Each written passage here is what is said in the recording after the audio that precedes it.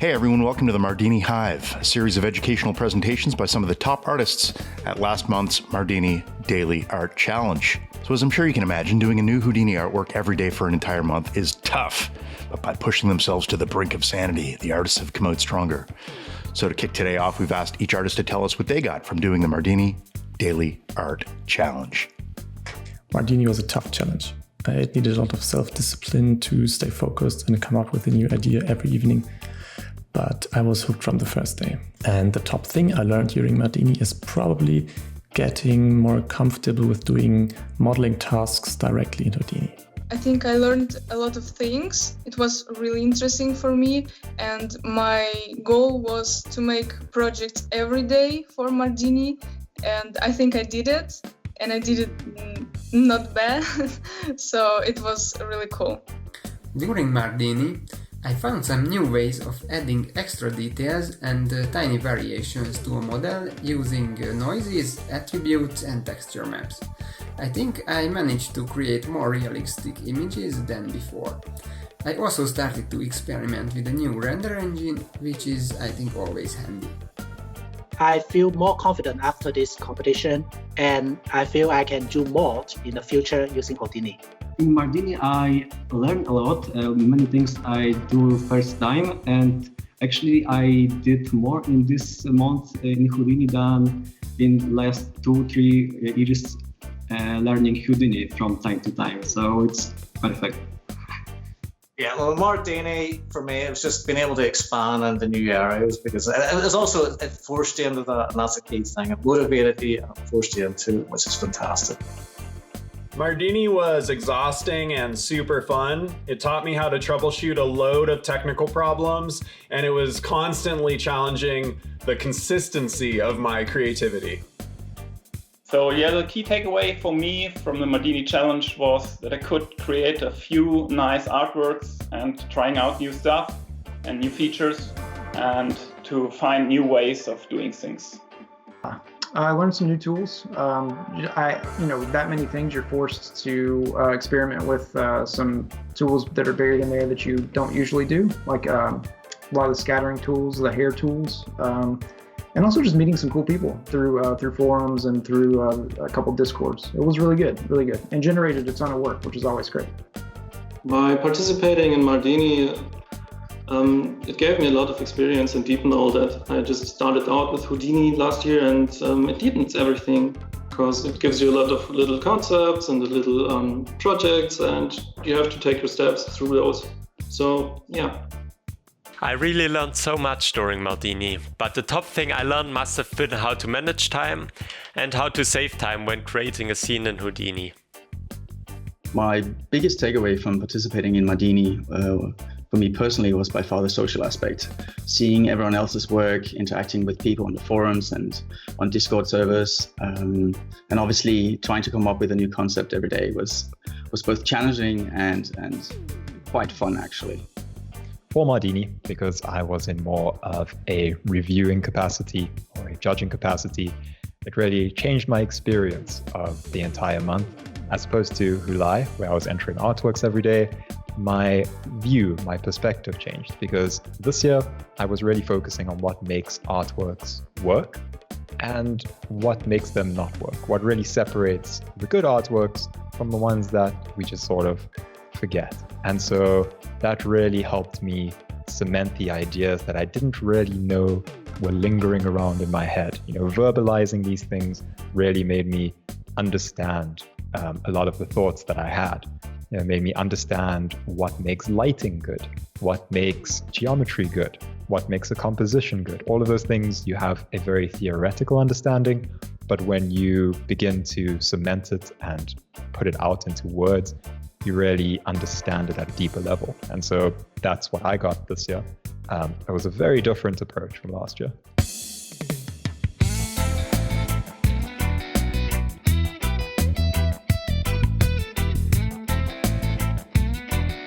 All right, let's kick things off with Thomas. Hey, Thomas. Hello, how are we? Good. So tell us a little bit about yourself. Sure. I've been doing 3D for over 14 years at this point. Started out in high-end visualization, has since worked in, advertising, AR, VR, animation, visual effects, and of course, in the recent years, I've picked up Houdini, and it's been quite a nice change. Nice. So what are you going to be talking about today? So my presentation today is from the Mardini Day 14 challenge called Ancients, where I did a crowd system full of mummies. So I'll be going through how to set up bandages, how to include the bandages part of the Vellum simulation for the characters, and then eventually set up a crowd system. And then lastly, I'll show how to make it all look nice with the Houdini OpenGL viewport. Awesome. Looking forward to it. Let's jump in.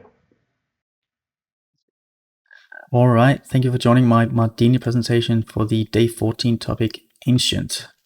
My entry was a crowd setup of mummies, which looked like this. This is a crowd setup with avoidance and obstacle detection, as well as a simple Vellum simulation for the strands on the arms and body. So my presentation will be a brief overview over how I set up this scene, and we'll touch briefly on how I generated the bandages for the mummies, how I then took that geometry information and added it back into the Biped 3 agent, which is the foundation for this setup. Then we look at how I prepared the bandage strands that are moving. We have a quick look at the crowd setup itself, and then we look at how I extract the Vellum data to then run a Vellum simulation on the strands post crowd sim. And at the end, we'll have a quick look at how I got this look using Houdini's OpenGL viewport. All right, let's jump in. So this is the scene. All in all, it's quite simple, fairly basic. Nothing you haven't seen before. Bunch of lights, some scene geometry, and of course the crowd setup. So a quick overview over how this works. At the top, I'm importing the Biped 3 character that comes with Houdini. It comes with motion capture data that happens to have a zombie preset, which is what I'm using here. I'm then taking that character, and I'm using that as the basis for generating my bandages. The result of that then gets fed back in, and here I'm basically regenerating the capture weights so that the bandages and the agent becomes one again. That then feeds into the actual agent setup for the crowd system, and at some point I branch out and I generate the Vellum bandages that are moving, and the rest of this is just the agent setup and all the things that it needs, including the walking clips that gets imported. The result of that gets imported in from the .NET, and then here I branch off and isolate the Vellum part of that crowd simulation so that I can run a Vellum simulation on just those parts, and then they get combined back together. So a closer look at what that looks like is at the top. We import our lovely agent, and I take that T-pose and I convert him into basically a volume, into a closed shape, because the basic idea behind the bandages obviously has to be considered that this is day 14 out of a 31-day challenge where time is limited. So the goal was to find a solution that would generate decent looking bandages, but also not take several days to actually execute. So the idea I came up with was basically to take a bunch of geometry and run an intersect check that should give me some lines that I hopefully could turn into bandages. So for that to work, I needed the agent to be a solid, because otherwise when I scatter a bunch of planes in this case and I run an intersect check, I get something that looks like this. But if my starting mesh is not solid, you would also get lines on the inside, which I obviously don't want. So I do a bunch of cleanup, and then I use the Vellum post-process node basically as a sweep. It has some relax options and a few other things that are handy, but effectively it's a sweep in this case.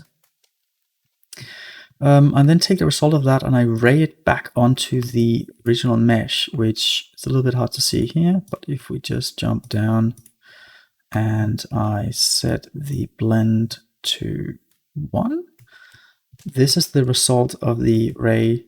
Well, you can see it follows the character quite nicely, but it is also flat because it doesn't know, like each strand doesn't know where the other strand is, it's just intersecting.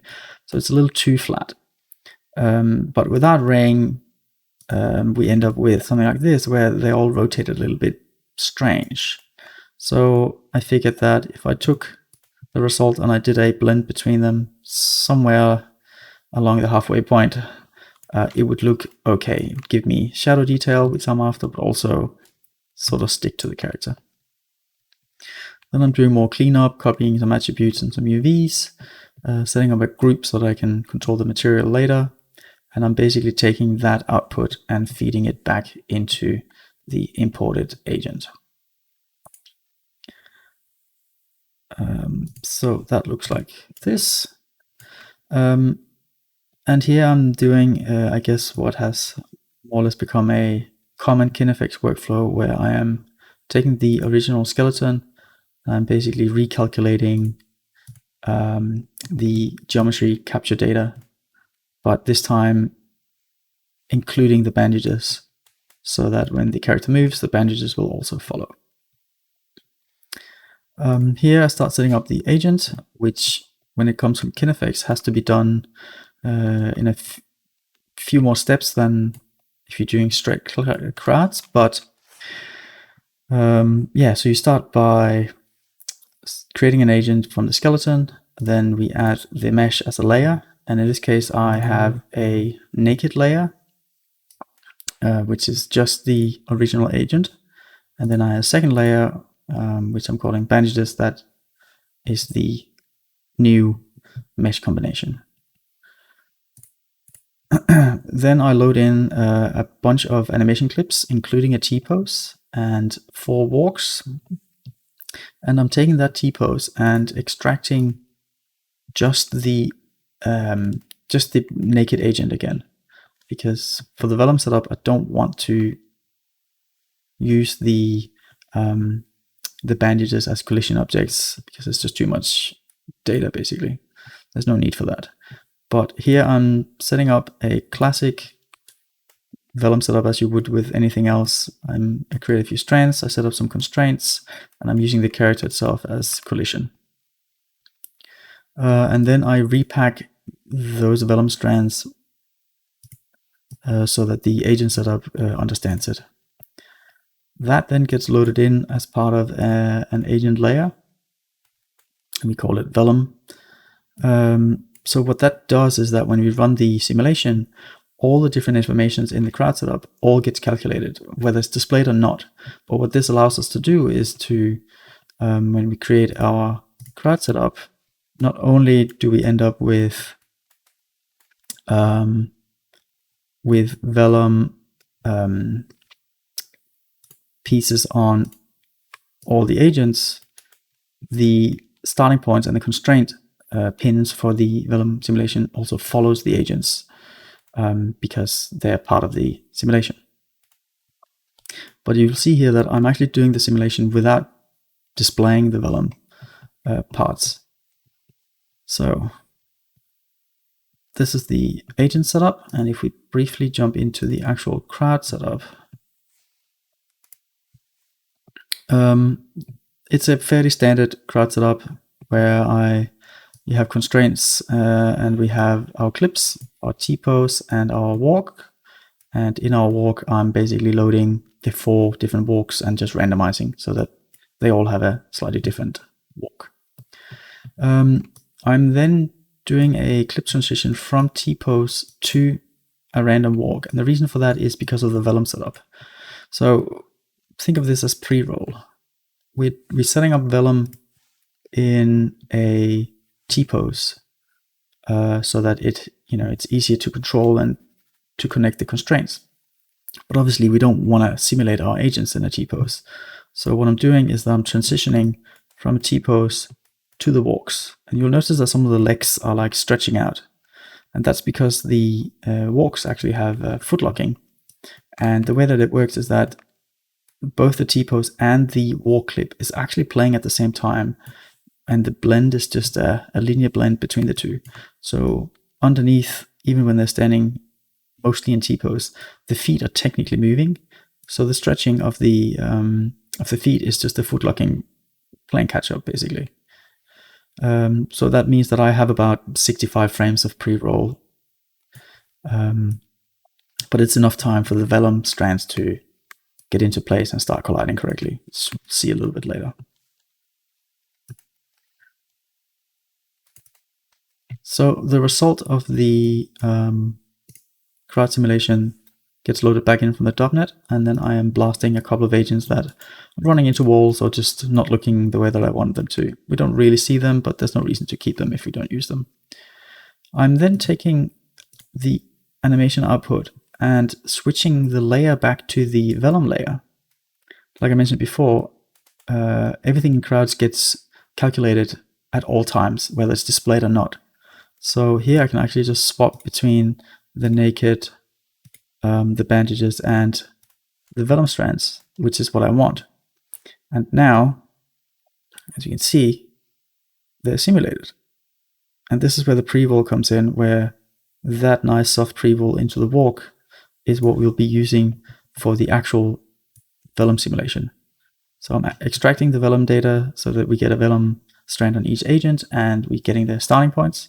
And then it's just a good old Vellum cloth simulation with the agents themselves as collision. And what we end up with is a bunch of nicely moving and colliding bandages that we then end up combining with the agents to have both together. And this is just taking a little minute. So there we go. So if we just turn off the unpack, see how now everything is moving and following nicely. And that is the basics of the core setup. So the last thing is how I got the look that I did without actually rendering, other than just using the viewport. And the main secret to that is the high quality lighting settings. If you hold down right click on that, you can turn on a bunch of settings, including depth of field, and volume, fog, and reflections, and so on. And it actually does a pretty good job. So if I turn my textures on, it looks like this. And if I jump to the high res, we're getting volumetric data for all our lights. And you'll notice that we don't have any shadows. It just looks a bit funny. And there's something about the way that the lights hit these that are not quite right. And the reason for that, should you run into this, is because they're still packed. So the viewport sees them as points and not actually as primitives that it can, do shading operations to. So if we unpack them, take a second, you will see instantly that we get correct shadows and shading information, basically. It's pretty cool.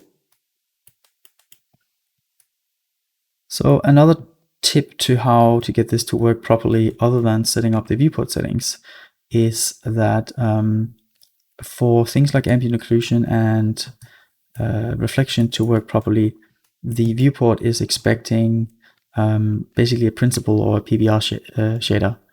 So in my case, in my scene, I'm using the Labs Quick Material, which is basically a wrapped principal shader that just makes it easy to load in textures. And the same for the agents, they're also using the same.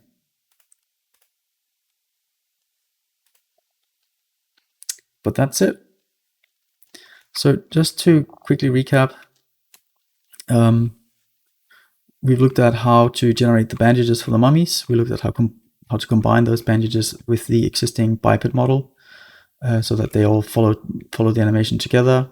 Then we looked at how to set up the strands for the initial Vellum setup for the constraints, and then how to do the crowd simulation.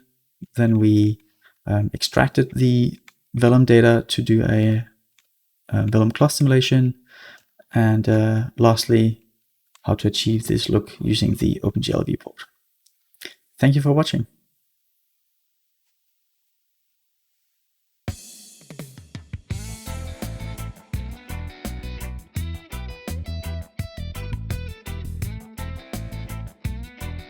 All right, next up we've got Carl Drifter. Hey, Carl. Hello, everybody. So tell us a little bit about yourself. All right. Yeah, my name is Carl Drifter, based in China, and I mainly focus on simulation, procedural modeling, and shading in Houdini. And I have some experience in field motion design and all kind of different industries. And also, I'm a broker. So I have 20,000 followers in China, and I want to promote Houdini techniques to China. Yeah. Right on. So what are you going to be talking about today? Well, when I joined this Mardini challenge, I reflect a lot about my experience in Houdini. Now I want to share my experience, including my learning methods about Houdini. So I want to share with everybody. Excellent. Well, let's get started. Yeah, cool. Let's go.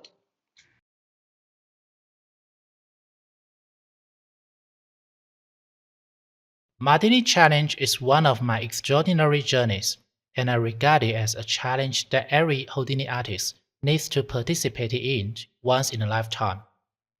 During this month, I kept breaking my own limits and pushed myself further and further. Luckily, I was satisfied with the result not only because I won the overall best collection, but also because I make a breakthrough of myself. During this challenge, I reflected a lot from my Houdini experience, and there are so many things I want to share with you, but I asked myself, what is the most valuable and urgent topic? So here comes my philosophy of Houdini, the core and the critical concepts I summarized for my 4 years Houdini journey. Please allow me to introduce my very ancient Chinese philosophy, Taoism. One of the most popular saying like this: Tao produce one, one produce two, two produce three, then vary and are born the universe of all things. So here is what I understand. Taoism is the philosophy that emphasizes the essence and natural. Anything complicated comes from simplicity, so don't get lost by the complex appearance. Anything complex is made of simplicity, so try to divide it and master it one by one. Combination with this idea, I make a series of Houdini tutorials named The Taoism of Houdini. By now, it includes 7 volumes and more than 1,000 videos covering shop, warp, wax, shading, and rendering. I already spent 2 years on diving deep on each single node and parameter to reveal the essence, but on the whole, I try my best to make a connection of each piece of knowledge systematically.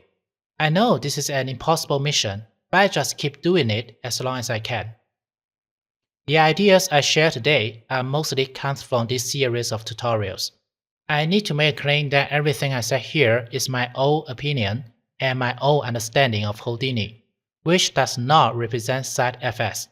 There are some imprecise expressions because I need to simplify and use human language to translate some terminology. Again, these are all about making complexity simple and focus on the essence. First of all, I want to share my mindset towards Houdini. Here is a very famous learning curve of popular 3D software from the internet. We can see that Houdini learning curve is quite different from others. I believe many beginners felt scary when they tried to use Houdini for the first time. However, let's focus on the essence that Houdini is just a tool, like a pencil or a pen, which is designed to help people solve certain problems. You are not supposed to feel scary of a tool, right? Let's go back to this image. Some people feel discouraged because they only see parts of the truth. Actually, there are 3 points, but most people only see the deep learning curve from point A to point B. However, if you can reach point B, then nothing will ever stop you. It's only a matter of time to be a master, like point C. I regard point B as the breaking point, and some people just gave up before they can reach point B. In today's topic, I want to share my experience about how I make it to the point B. Thanks to SciFS and thousands of Houdini artists who are willing to share their knowledge and experience on the internet, we could find all kinds of tutorials, forums, activities, documents, and answers to almost any problems. It is and it will be much easier than I learned Houdini 4 years ago.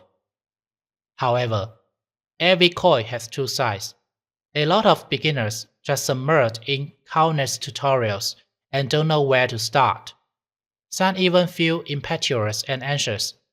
Again, I would like to say just focus on the exams, and you will see most of the tutorials are just similar. Last but not least, do I need to have certain prerequisites before I learn Houdini, like programming, physics, maths, and English? If you have this prerequisite, you are much easier to learn Houdini. But if you haven't, just change your mindset that why don't you just take advantage of Houdini to master all of that instead? I was a student of liberal arts from China, so programming, physics, and maths were not my friend before, and English is not my native language. However, I have never found them so interesting since I used Houdini. Matrix, fluid mechanics, Newton's law, algorithm encoding. I can simply visualize and put them into use in Houdini. I use Houdini to discover a new world, and using Houdini made myself more powerful. In fact, I plan to encourage my children to use Houdini to help with their primary school studies, which is more interesting and easier than just reading a book. Here, I would like to share my main 4 methods to learn Houdini from simple to advanced. 1. Daily exercise.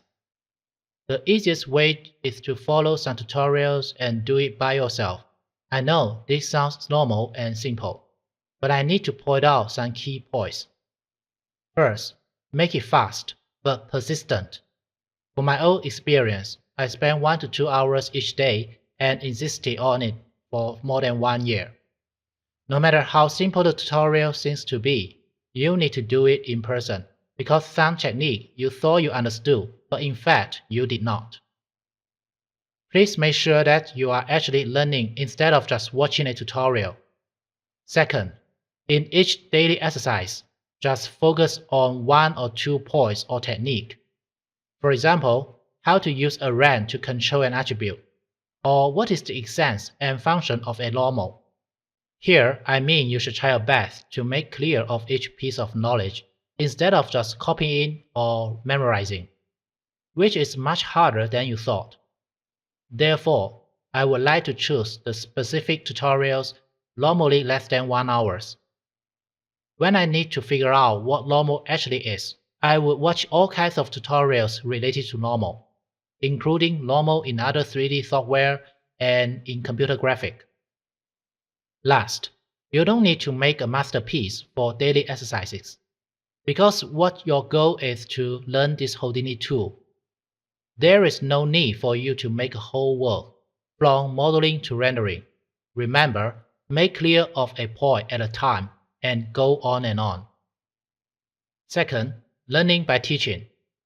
The best way to test your learning result is to teach others. When I make a video tutorial, I force myself to make clear of each piece of knowledge and then use my own understanding to teach others. I cannot muddle along when facing something I don't know, so I have to spend a lot of time to understand it first. Sometimes it is tough and time-consuming, but it worth. Also, you can receive some response and questions from students, which are inspiring to you in return. I believe many teachers would have the same feelings with me. I encourage you to share what you learn and your skill, no matter in free or commercial way, which all make contributions to Houdini community. Third, node by node, parameter by parameter. This is what I am doing in Taoism of Houdini, which is the most time-consuming way to learn Houdini. But this is the very solid way. I don't think it's suitable for everyone, and there is no need for you to truly understand each parameter on each node, because some functions are designed for a very rare situation. However, as a teacher or a crazy Houdini fan, I like to take this challenge and have a lot of fun when I discover a hidden function of a node. Also, this helps me accumulate multiple ways to solve one problem. The last one, thinking as Houdini developers do. This is the advanced way of learning in which you consider yourself as the developer of Houdini. If you need to design a function or a node to the user, how will you realize the function and define the parameter? How can you do to make it user-friendly as well as powerful enough to cover most situations? Like I said before, every coin has two sides, and you always need to balance and compromise.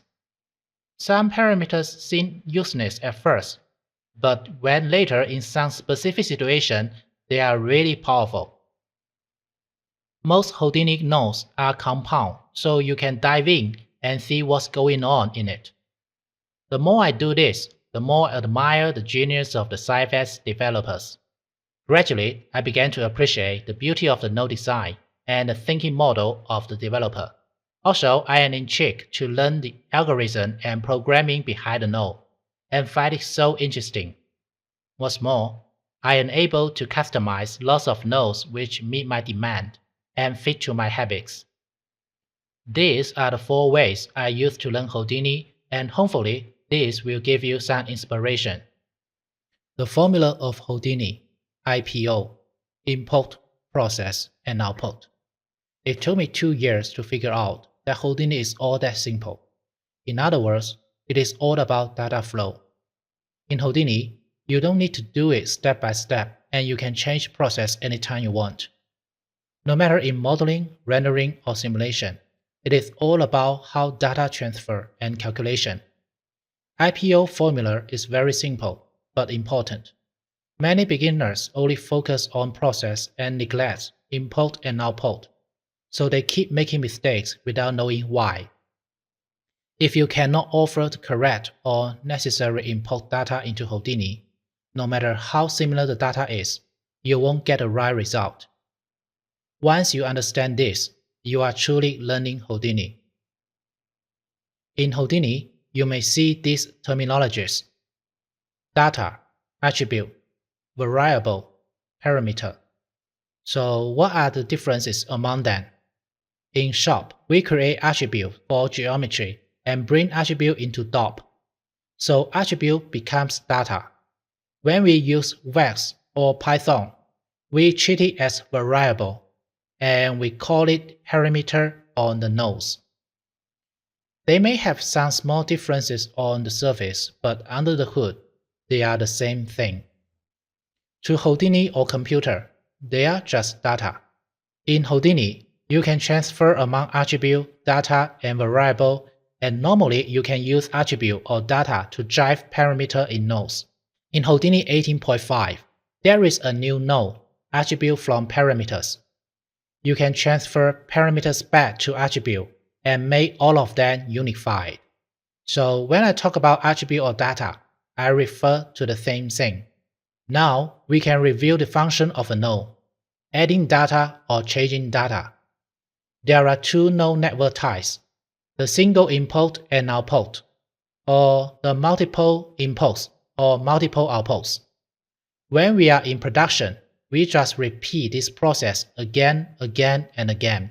And finally, we have a very complex network which seems scary to others.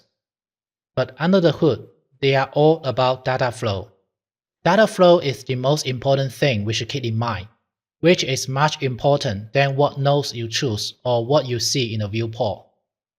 In a real project, we normally deal with hundreds of data, and they cannot be displayed in the viewport at the same time. Like the cache of pyro simulation, we often only display the density field and make temperature, phase, and velocity field invisible. And there are some data you cannot visualize directly, such as the quotidians and matrix. Sometimes we will be fooled by the viewport or the node network. Therefore, I think one of the most special user experience in Houdini is that you need to check the data or attribute frequently by middle mouse click on a node, or open the geometry spreadsheet panel to check the data value. Next, switch to Houdini for some simple demonstrations. Here we got a simple node chain with some popular nodes. I created a sphere node and set its primitive type to polygon, and then use transform node to move up one unit in y-axis. After that, I use a group node to make a point group of this sphere and name this group sphere. Using normal shot to calculate the point normal, reset position shot to add a red attribute, and color shot to add red color. Using assemble nodes to add a name attribute, an attribute node to create a full flow type attribute, and set the initial value to 1.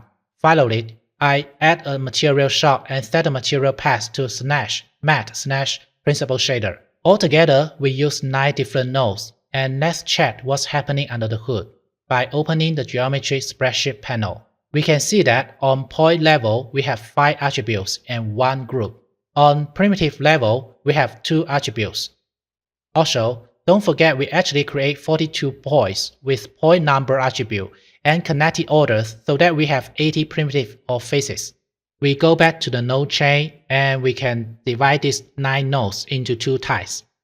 The transform shop is for changing the position data, and the rest 8 nodes adding new data. Since we already know what's happening under the hood, I can use different ways to make the identical result. Here is another node chain with only 3 nodes, but the result is identical to the first node chain. The very first step is the same with a sphere creation and set its type to polygon, but after that, using a point wrangle shot to add or change point attributes, and a primitive wrangle shot to add primitive attributes. In the point wrangle, I add 1 unit to the P position and create a thing group and attribute one by one. In the primitive wrangle, I did the same thing.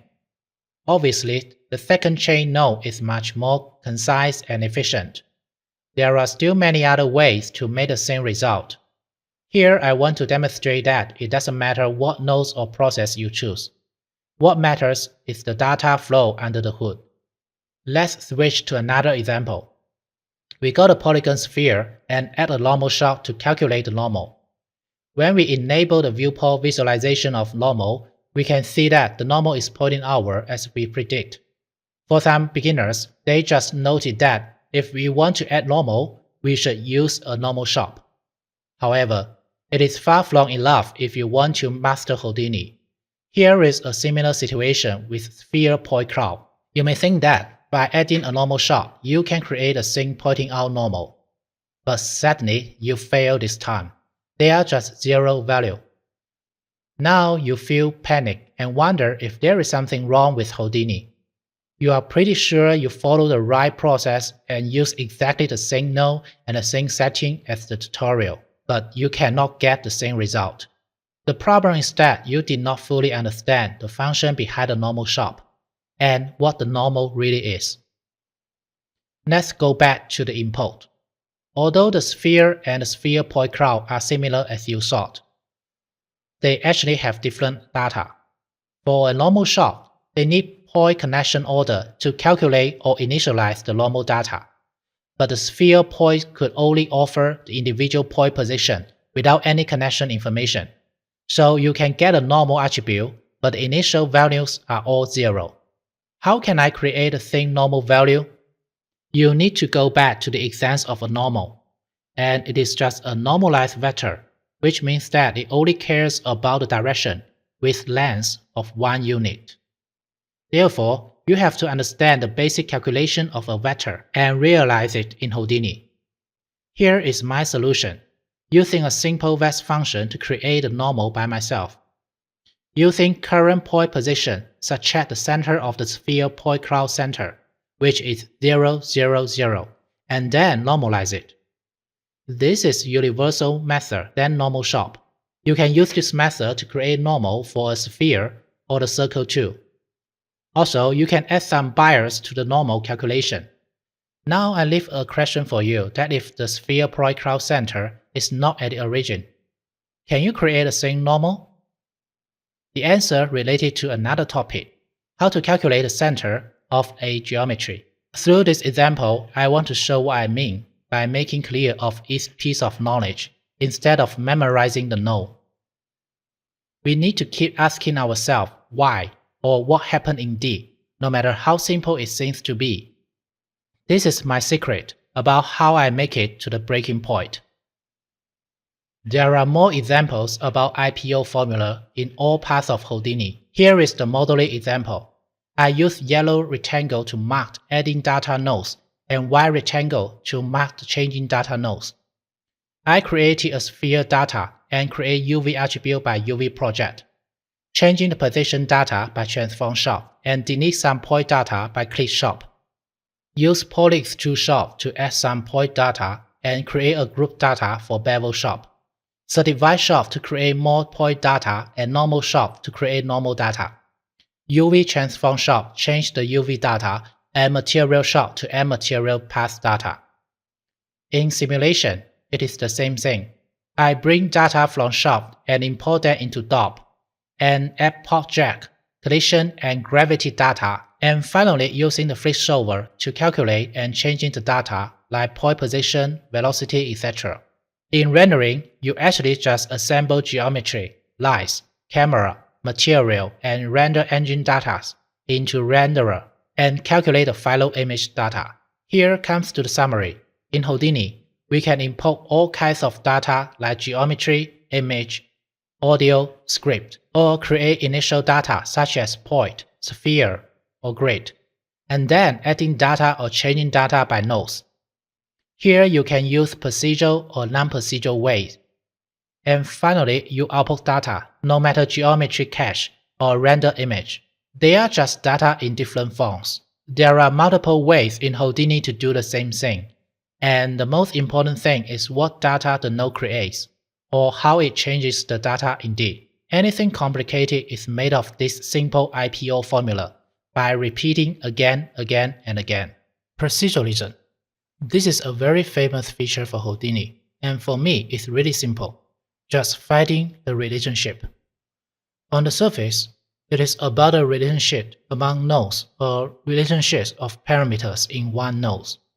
But under the hood, it's all about the relationship among data. Some relationships are simple and direct, but others may be very complicated. Again, all complex relationships come from simple relationship, right? Simulation. This is another most powerful part for Houdini, and I believe a lot of people are heading for this part. However, I don't recommend the beginners to learn dynamic for a starting point. Actually, I think shop is the core of Houdini, and we can learn any data in it. Simulation is just a dynamic version of shop. I was inspired by my dear professor Czanik from Victoria University of Wellington. That simulation is all about data movement or visualization of velocity. I was fully shocked when I saw this conclusion for the first time, and again, this is all about reviewing the essence of simulation. What's next? There are more to share in the future, and you can see that these topics are not related to specific node, but they are very basic concepts you have to deal frequently with Houdini. Finally, thanks again for Side FS and everyone. Hope you all have a happy journey with Houdini.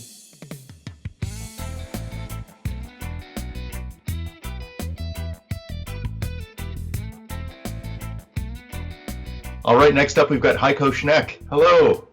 Hello. So tell us a little bit about yourself. So I'm Heiko Schneck. I live in a small village close to Stuttgart in Germany. I'm a CG artist, designer, working on all kinds of projects. And I'm in the industry for 12 years.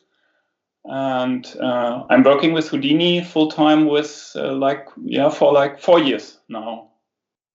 Right on. So what are you going to be talking about today? I'm talking about my entry for the Mardini challenge. The theme for this day was grass. And I created a small meadow with some flowers growing and building up towards the side effects logo. Excellent. Well, let's check it out. Hello.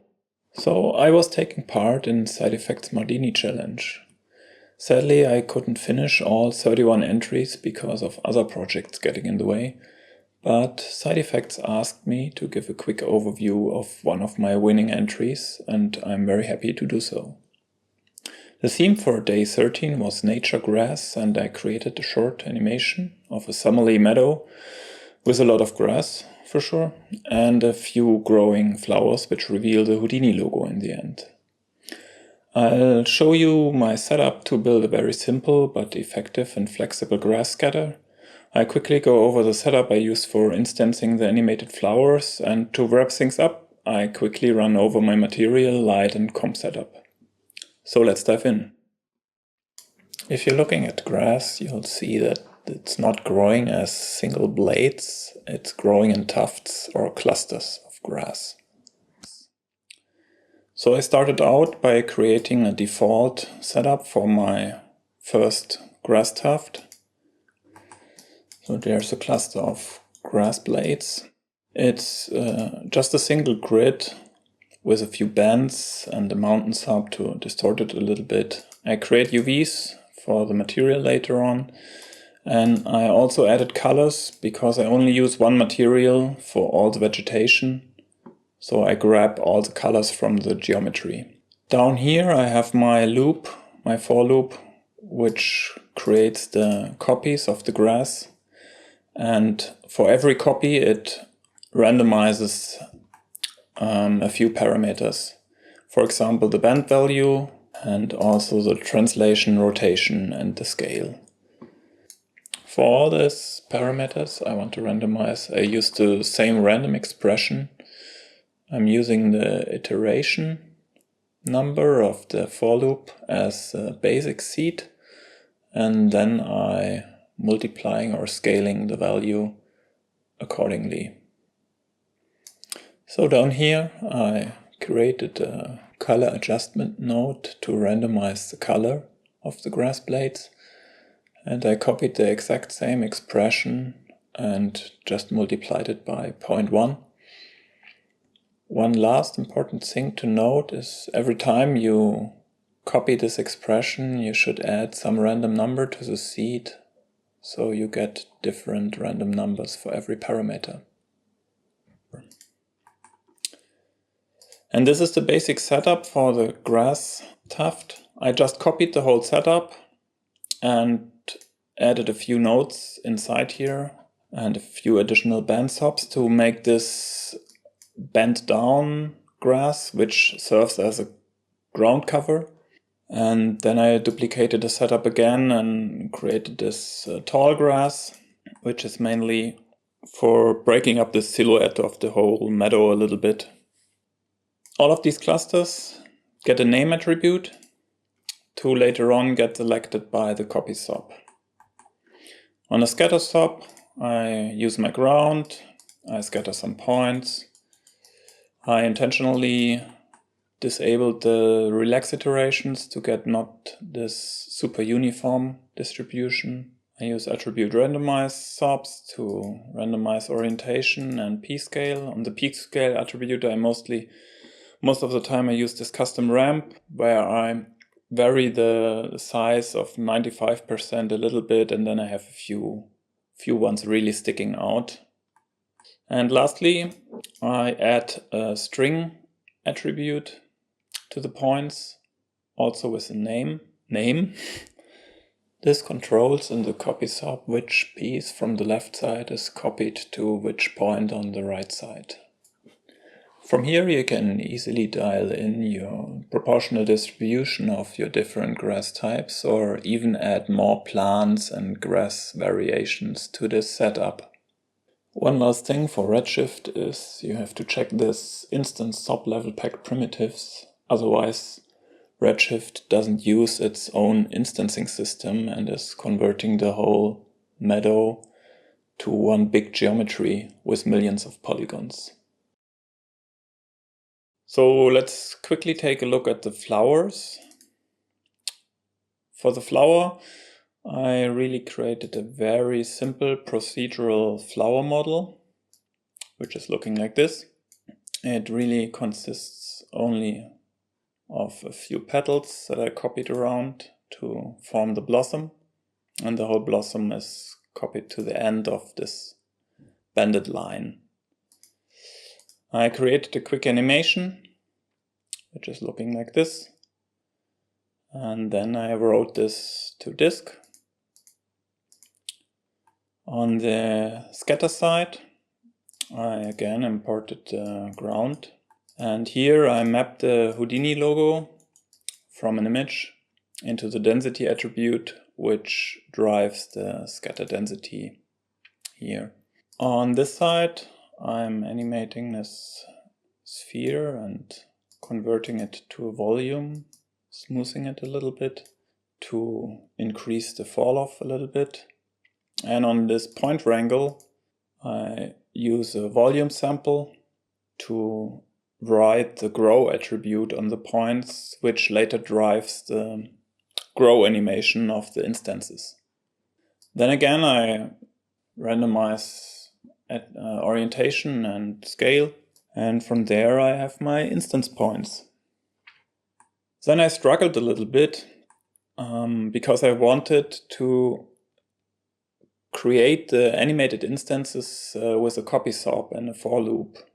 In the past, I mostly used the normal instance workflow and just assembled instance path, instance file path attributes with some point wrangles and read the single frames from disk. But this setup is quite error prone and it's not very flexible because you have to save everything on disk. So this time I wanted to use the default Houdini nodes and the copy swap. And the first thing that came to mind is just to go through all the points and for every point select the right frame. But it was very slow because it has to handle all the pieces individually. On my original scene, I just used a static flower and the p-scale attribute to interactively adjust and preview the timing of the animation. And then I just used the slow instances for rendering. But while recording this video, I came up with another setup that really worked very well. So here I'm using the same animated flower and just looping over the animated frames and creating or preparing 25 packed pieces with their respective frame number. And then on the right side, I create a frame attribute to select the right frames in the copy swap.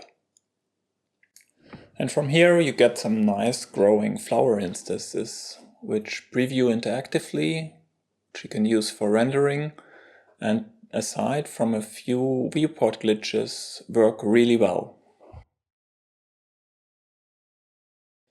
So finally, let's take a quick look at the materials. So the ground is barely visible, so it's just a dark brown default shader. And for the grass and the flowers, I used the same material. It's looking like this. I grabbed a geometry color and then used two noises to vary the brightness and the saturation across the whole meadow. Another important part of shading leaves or blades of grass and petals is translucency or backlighting. For this I just used a more saturated and darker version of the base color. Down here I have a bump map. This is what the UVs are for on the grass blades, and this creates these streaks. This is stretched, very stretched noise. And it just breaks up the highlights a little bit and gives some additional detail. So for the light, I just used the default redshift daylight system. It was the most flexible option to exactly position the sun and adjust the width and the haziness and color. The camera animation is a very simple camera rig which basically rotates around the Houdini logo, which is revealed in the end. So it's just these two nulls which are animated. And finally I rendered the 120 frames. It took about 1 hour to render on my 1080 Ti. When the render was finished, I did a quick comp using the Redshift postfix node. I added some bloom, some vignetting and a slight color correction. From there, I just ran my Mardini top. It kicks off the comp render and creates an MP4 video file and a GIF file ready to post on the Mardini forum. As you can see, all these setups are quite basic, but for me this was inherent to a daily challenge, and maybe it even was one of the reasons to take part. To create quick and interactive setups that focus on exploring only one or two aspects, while always creating some finished piece in the end.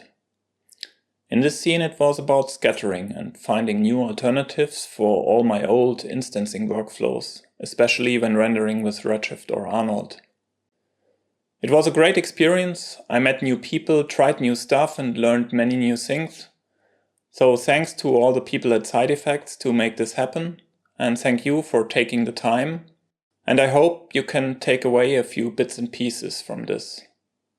If you have any further questions or just want to say hi, I'm happy if you just drop me an email, or you can just find me on YouTube and Instagram by my name. So thanks, goodbye, and tschüss.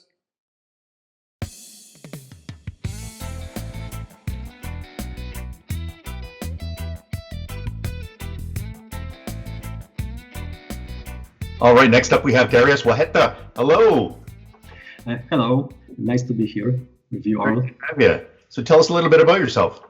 I am a 3D generalist from Poland. I have almost 12 years experience, mostly in TV commercials, motion design, some in game art for indie games.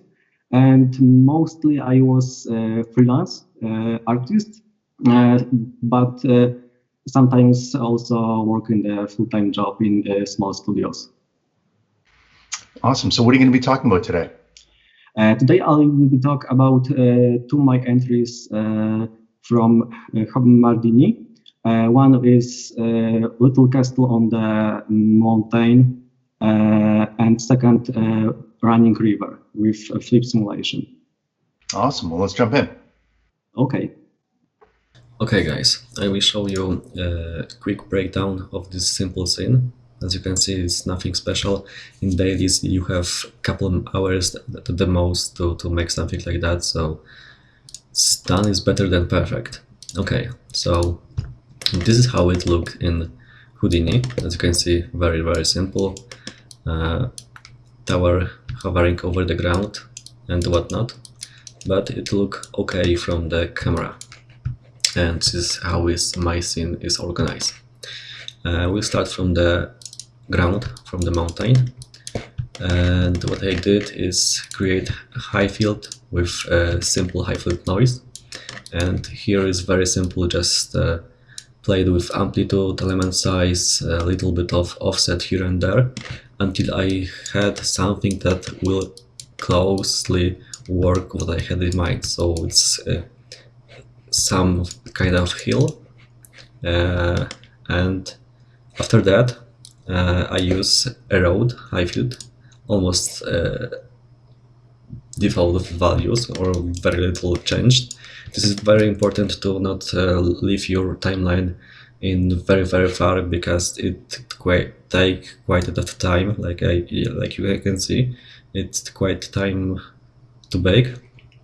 And after that I converted into mesh and use file cache. As you can see, this is what I got, and it was almost what I wanted. So I used edit mode to, as you can see, make it more flat here where the castle will be. So it's simple, just select some points, move it with soft selection here, so you can make soft changes to broader area. And here's material and out. Okay. So about rocks, it's very simple. Like in 50 Houdini tutorials, I use a simple sphere with mountain, and that's pretty much it. For the distribution plane, I imported the whole mountain, then reduced it to simpler geometry. It could take some time, so I will stop it. Then I blasted it and cached. So what I have here is just something that will be visible from camera. As you can see, this is the camera movement. So I selected faces from the camera in the first frame, like so, and then add selection in the last frame and blasted. So I only will have a distribution of plants and rocks where camera will see it. Then I used scatter and line, a very handy little node, and probably only used rotation and maybe max radius, something like that. And here copy the points, and you have your rocks with different scale, material and out. Okay, and here's a little more complicated thing, castle. So also quite simple. First I sketched walls from the top where I wanted to have the holes. Then from the perspective and camera I moved a little higher on the ground, resample it and extrude it. This is very important to extrude inwards. So I have this strip of polygons, and here I use group by range to select every other polygons. As you can see, you can have every third, fourth, and so on. And I used this group to poly extrude, as you can see. It is affected only by this group to create this top stones on the wall. And standard poly extrude to create wall itself. Very important is not to output back, so I have this little gap here, and after reverse normals I could merge both meshes and I have a full wall. Then fuse points, create a simple UV based on the cylinder, and that's pretty much it for walls. And very similar situation for tower. As you can see, I started from the circle, translated and resample like wall, and poly extruded. All the same, create every other group, extruded that, and a wall itself, create normals, reverse, merge, fuse, and I have a simple tower. And here I used a resampled curve to create points that will be used to create windows in the tower. So here is, based on this resample node, I will create how many windows will be in the tower. So with every point will be another window. And I use a box here very long box to copy 2 points on that curve,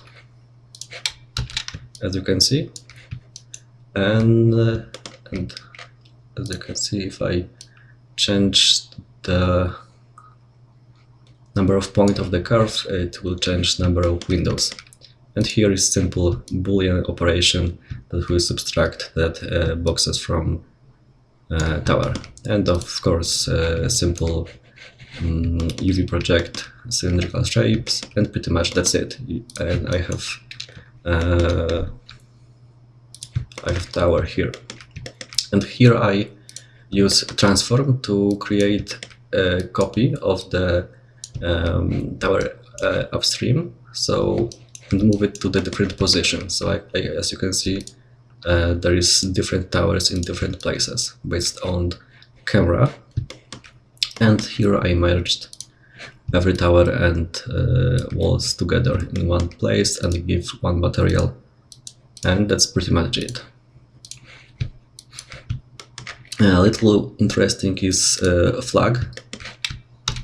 Also quite simple, but I created simple rig. As you can see, it's quite dense. And here, Vellum constraint is almost everything by default. What I really changed is here, pin to points. When you do something like that, and I select some points, in the simulation, this point will be pinned in place and everything else will be moved. And in the solver, volume solver itself, I only changed wind, 15 units here. And that's pretty much it. And what else? I use 100 frames of animation, but simulated, as you can see, 200 and cached 200 frames. That's why here in the after the simulation, after loading from disk, I can use retime node and use this 200 frame sequence to use only in the part of it. So here from frame 100 to 200 in this object, and here it's similar situation, but from the frame 150 to frame 50 to 150, and so on for the other flag. And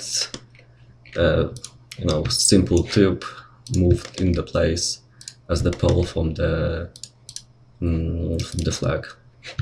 That's it, pretty much. And I had 3 different flags with the same simulation, but offset a little bit. And as you can see, you can really say it's the same flag.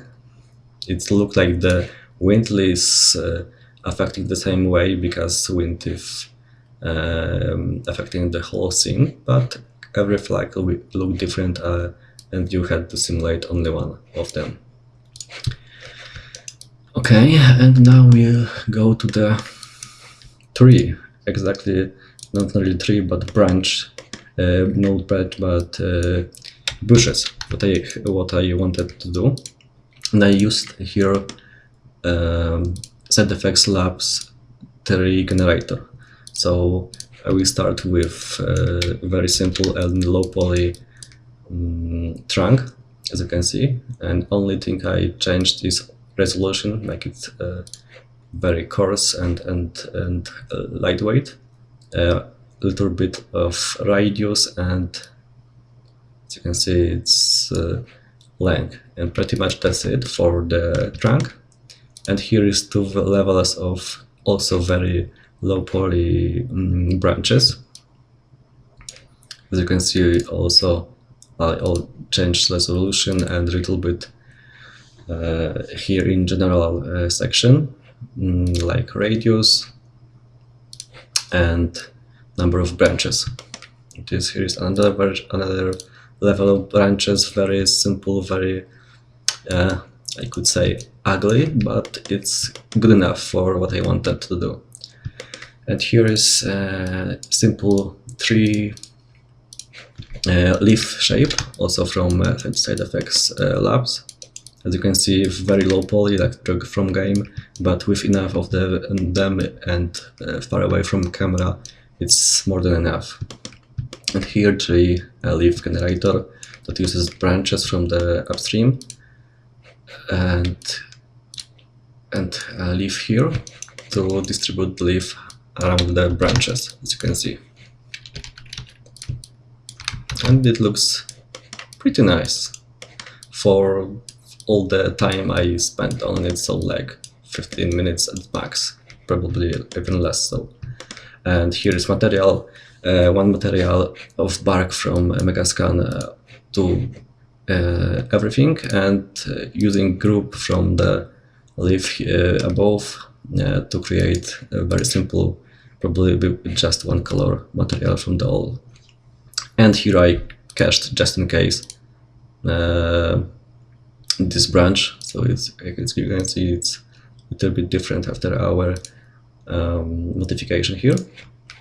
And that's it for the tree. And here is tree distribution, very similar to the stones. Import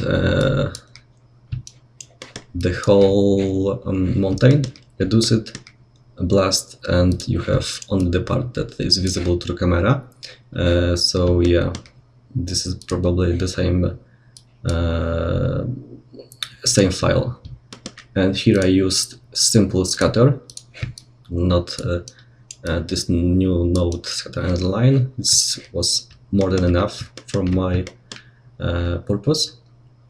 And first I used a box to visualize how this will look, and will be very lightweight. And here I create a node attribute randomize. It could be done in different ways in Vex or different nodes, but this will create attribute and also randomize values between every point. So here I use p-scale to, as you can see, change the scale of the bushes and around all the points. And here is orientation. So not everyone will face the same direction. And very important, orientation is not tree, not rotation, just orientation, so it's 4-dimensional. And here is up vector. It doesn't do anything, okay. And this is quite important. I use Redshift to render, and when I use copy to points and render from this node, it seems that Redshift use every geometry translated, and it's very heavy on the render. So this is good for previewing and seeing how it look in the scene, but to render I use attribute of wrangle that uses that point, and it have very simple little code as at instance equals, and this is name of the tree. In our cases it's really the bush. So to make changes between what is will be rendered and what is displayed, if you hold Ctrl and click on the display flag, it will be purple, and this will be rendered, and this will be displayed in the viewport. Okay, and last thing is a grass patch. And what I did here, it's also like everything else, very, very simple. I started with line, just a couple points, then bend it a little bit and use polywire just to create very simple geometry. Very low poly, but with enough of the grass strands, it will add up really, really quickly. And here for distribution of the patch, I will use tube. Then I delete everything except top part, remesh it, so I have more points here and quite even distribution of them. Move it to the origin, and here I created text to attribute create node attribute density and add value of 0 to every point of this this plane. And here I created a sphere, make it smaller, and move it, as you can see, in the middle of the patch. Just it barely touches the geometry itself. And here I created also a density attribute, but with value of 1. And here is, well, magic happens, so attribute transfer. This one will transfer attribute of value of 1 from the sphere to everything else, and it will be gradually translating from 1 here to 0 on the very edge of this plane. And this blend of width is where you control how much this will occur. So this is scatter node that, as you can see, density attribute is set here, and there is more points in the middle and fewer outside. And as you can see, when I change blend width, it will change how it's behave. Okay, and here is very similar normal. Okay, I didn't need to create attribute randomized to add normal, but this is what I did. P-scale is pretty basic, and up vector, and copy 2 points, as you can see, create all the strands of the grass in the one big patch. And it's a little bit color randomized to visualize all the strands. It's quite a bit of them. Simple material, and that's pretty much it. And here is almost the same setup as from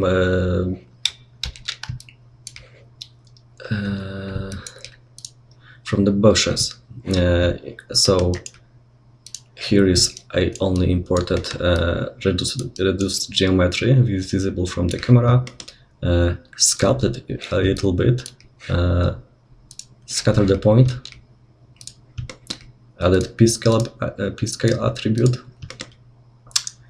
up vector, and that's it. And here I only use even in the viewport this node that will show basically only points, but will render just fine with Redshift, because when I use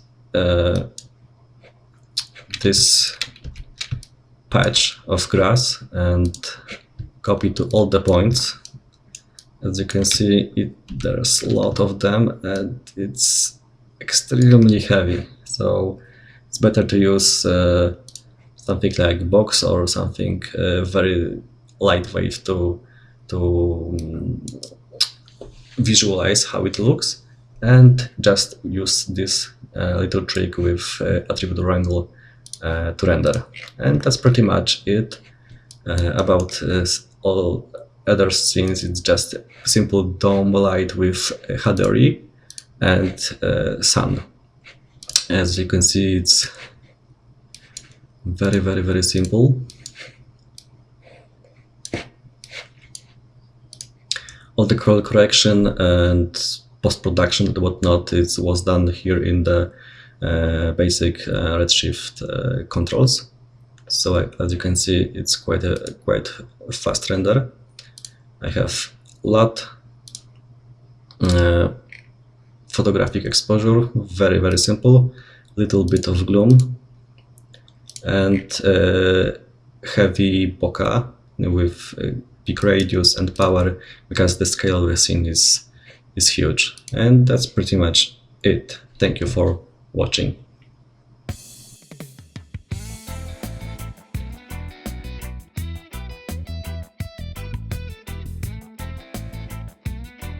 All right, next up we've got Alexandra Ushakova. Hello. So tell us a little bit about yourself. So I'm a Russian student, and I haven't worked in any studio yet, but I study in university in Moscow, and I learn graphic design. But my passion is VFX, and I really love Houdini and creating visual effects. I have a little background with other 3D software, but for now, Houdini is my most powerful and favorite tool. So what are you going to be presenting on today?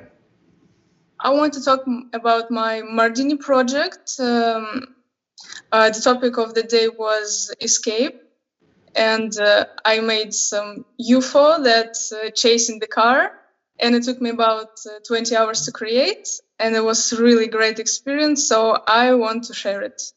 Excellent. Well, let's jump in. Hello everyone, my name is Alexandra. I'm a student from Russia. Basically, I study graphic design in Moscow University, but visual effects is my passion, and I love Houdini and making my own 3D animations in it. I've been learning Houdini for about 1.5 years now, and it's a very powerful tool that helps me create anything I want. Today I would like to present you my project that I have made in one day for Mardini Art Challenge, and let's see what we'll talk about. First of all, I'll show you the animation itself, and we'll discuss such important things as references and especially time management, because I had only 24 hours to complete my project from scratch. Then we'll talk about modeling, because one of the requirements of the challenge was modeling inside Houdini, and third-party models were not allowed in the contest. I'll show you how I modeled the main object and the terrain in the scene. After that, we'll take a look at the animation, and it was the longest part of my pipeline because I had to make chasing animation, lightning laser shooting animation, and of course road destruction simulation. And finally, I'll show you my lighting and camera setup for the rendering. So here is my project. The topic of that day was escape. As you can see, the plot was quite simple. Just a little car is being chased by a UFO and trying to escape from it. And most likely it succeeds, but obviously we'll never know. I used some reference images for the UFO, the road, the car, lightning bolt, and it made my modeling process a lot easier than if I was making it fully from my imagination or memory. So I highly recommend you to use as many references as you need to get a nice result. Let's talk a little bit about time management. In the Mardini Art Challenge, you've got only 24 hours to create, render, and submit your artwork. It means you have to carefully plan your time to make every step of your project in time. I had a list of things to do, and here I summarize how much time I spent for each task. As you can see, animation and rendering took most of my time, and I spent 21 hours in total for this project. Modeling in Houdini is quite cool. I like the way it works and that I can change any parameter whenever I want to. I initially wanted to make every object procedural, but then I realized that I can lose a lot of time trying to make everything fully procedural, so I had to sacrifice procedurality for the sake of having time to model all of the object and other tasks.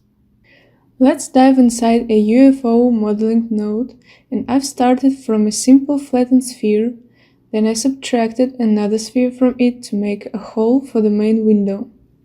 After that, I made a circle. Later I will be able to change the number of the points if I want to.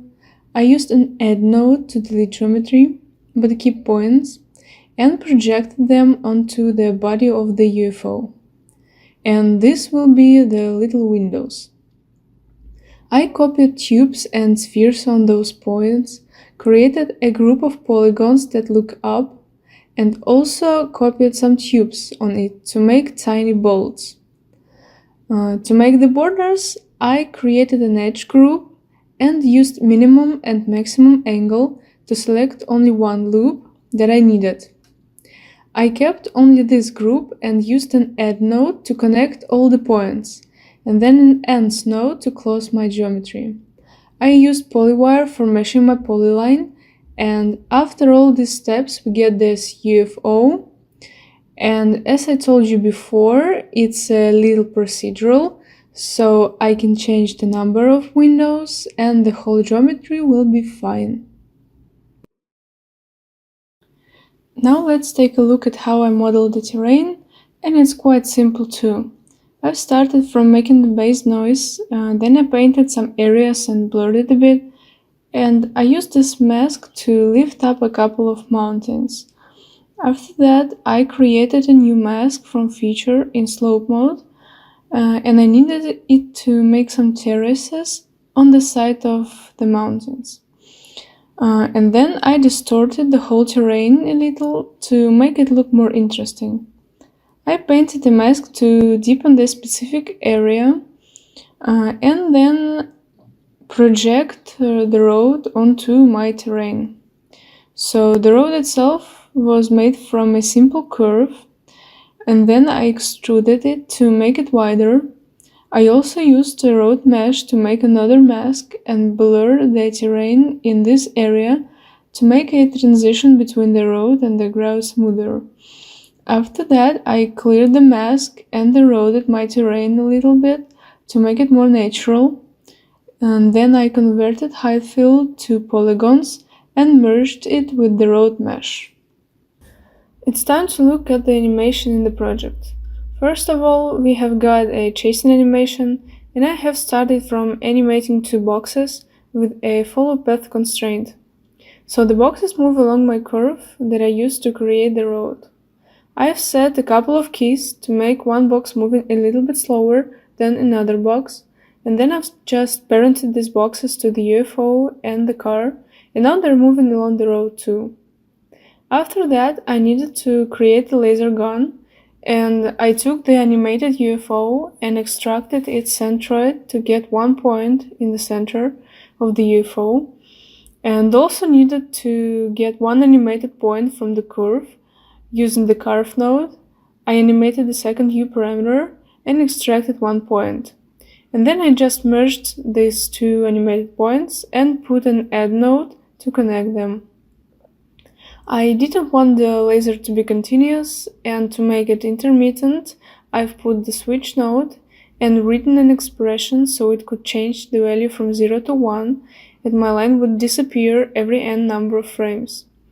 I resampled this line, made some copies of it with a different animated noise in point warp. I also used curveview attribute to make sure every laser starts from the same position and doesn't have any noise in the beginning and in the end. I merged them together and made them thicker with a polywire node. So the laser is ready, and now we can make the destruction simulation. First of all, I needed my road mesh to prepare it for simulation. I used is-offset to create a lot of points in the middle of the road, and I've Voronoi fractured it so we get little pieces in the middle and the bigger pieces near to the edge. I measured their area and used this attribute to split them because I wanted to make bigger parts inactive during the simulation. I imported my animated road point and created a velocity attribute on it, and then I transferred this attribute to some points in the middle of the road, and I will use these points to control the force in my simulation. Inside DOP node, I made this simple distraction setup. I used multiple solver because I wanted to update my velocity and active attributes with a attribute transfer node, and I imported my terrain as a collider in the simulation. And this is how the simulation looks like after I cached it. When all the geometry and animations were ready, I had to set up my lighting in the scene. I haven't used any environment lights because I wanted to make a night scene, so the cars and the UFO's headlights were visible. We can see the spotlight's outline because of Redshift's volumetric scattering parameter in rope node. It creates a nice atmosphere and aerial perspective that helps you show the scale of your scene. Besides headlights, I've put two light sources. One is a bluish spotlight, and as you can see, it makes the scene lighter and gives nice dark blue shadows and also neutralizes the green tint a little. The second one is also a spotlight, but it has an orange tone and it gives warm accents to the background. Here I also compared the scene with and without this light. The last light source is a tunnel light. It's very contrasting and bright, and because of this, the tunnel seems to be safe for the car. The movement of my camera was really important because it had to make my scene more dynamic and show the tension of escape. And to make such complex movement, I've set a lot of keyframes, and as you can see, it moves a little bit faster than the car and the UFO.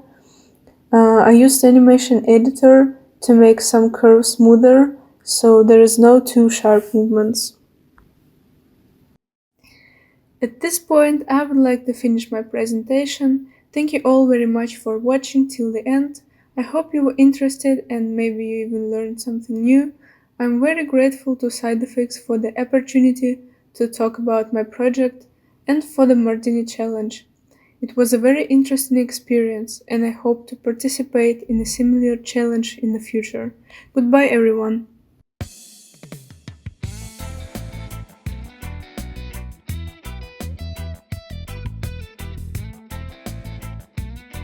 All right, next up we've got Bence, Czanik. Welcome. Hi Chris, thanks for the invitation. I'm really happy to be here. We're really excited about you. So tell us a little bit about yourself. I'm a technical artist from Hungary, and I have been using Houdini about 4 years ago. That time we were looking for a way to create road networks and other parts of our environments procedurally, and we find Houdini just a perfect tool for this. And since then, I totally turned to procedural modeling. Excellent. So tell us about the artwork that you're going to be doing today. Which category was it? It was day flow. And I just would like to guide you through the creation process of that artwork. Excellent. Well, let's get started. Let's get started.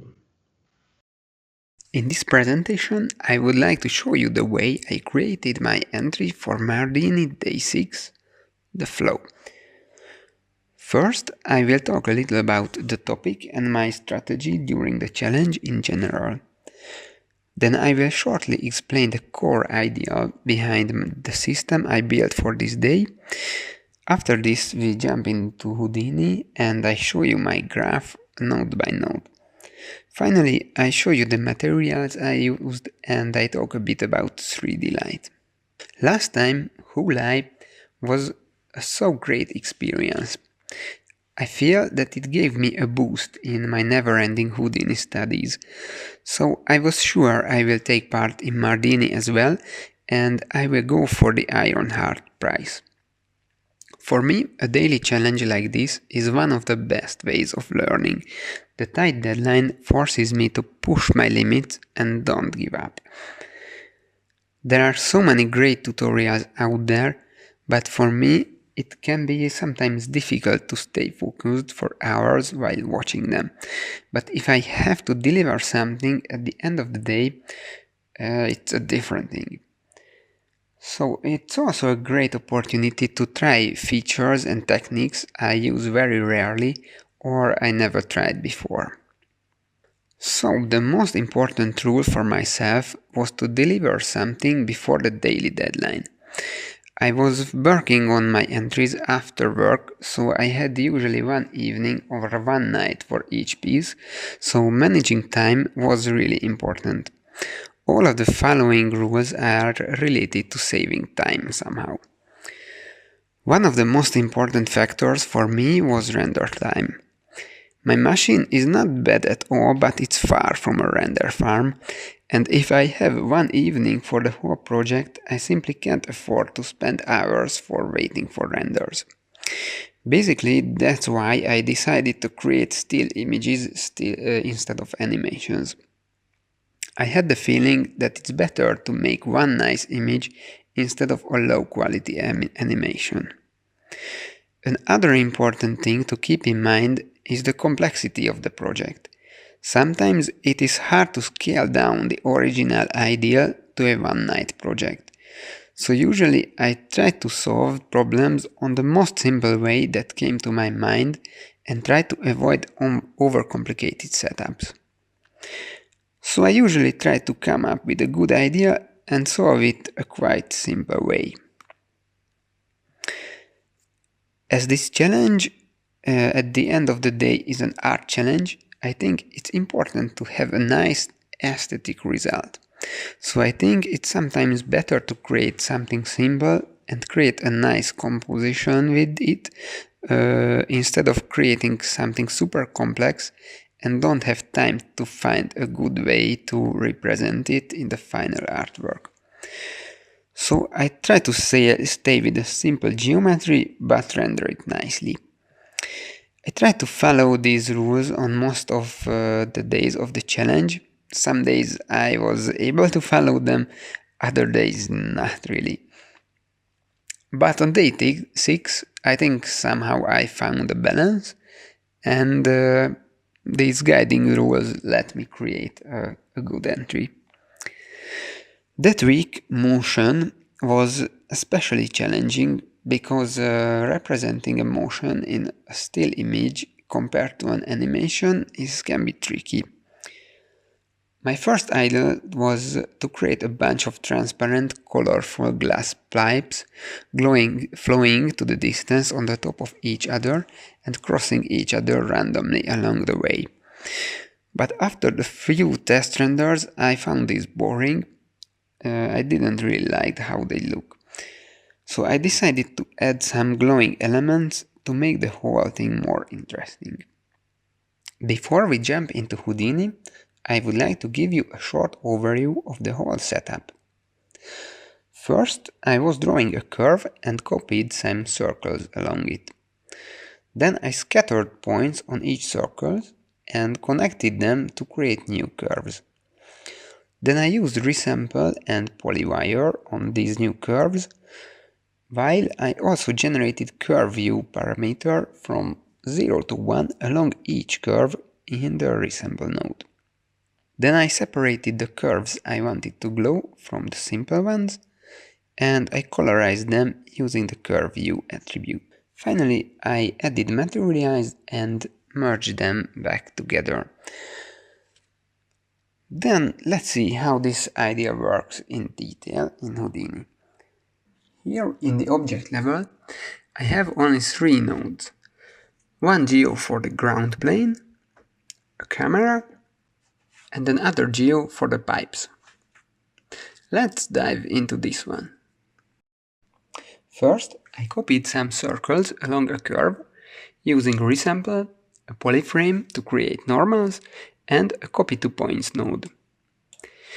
Then I used a for each primitives loop to go through these circles and scatter the points on them.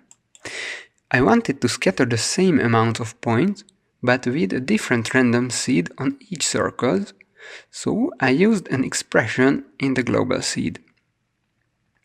And I also wanted to preserve the original point numbers, so in a wrangle I copied the point numbers to a new attribute called curve. If I visualize this curve attribute, you can see that the points with the same ID are placed to different positions on each circle. Next, I added a for each named primitive loop, but instead of primitives, I was looping through points with the same curve attribute. Then I connected them using an add SOP with polygons, by group option. Then I converted them to NURB curves. Next, I resampled the curves and I used polywires to extrude mesh around them. I like the resample node because it has a lot of great options and I can create useful attributes like curve U, which I will use shortly. I also like to use the polywire node. Some of its nice feature is that it can create UVs by default. Basically, we are done with the geometry here.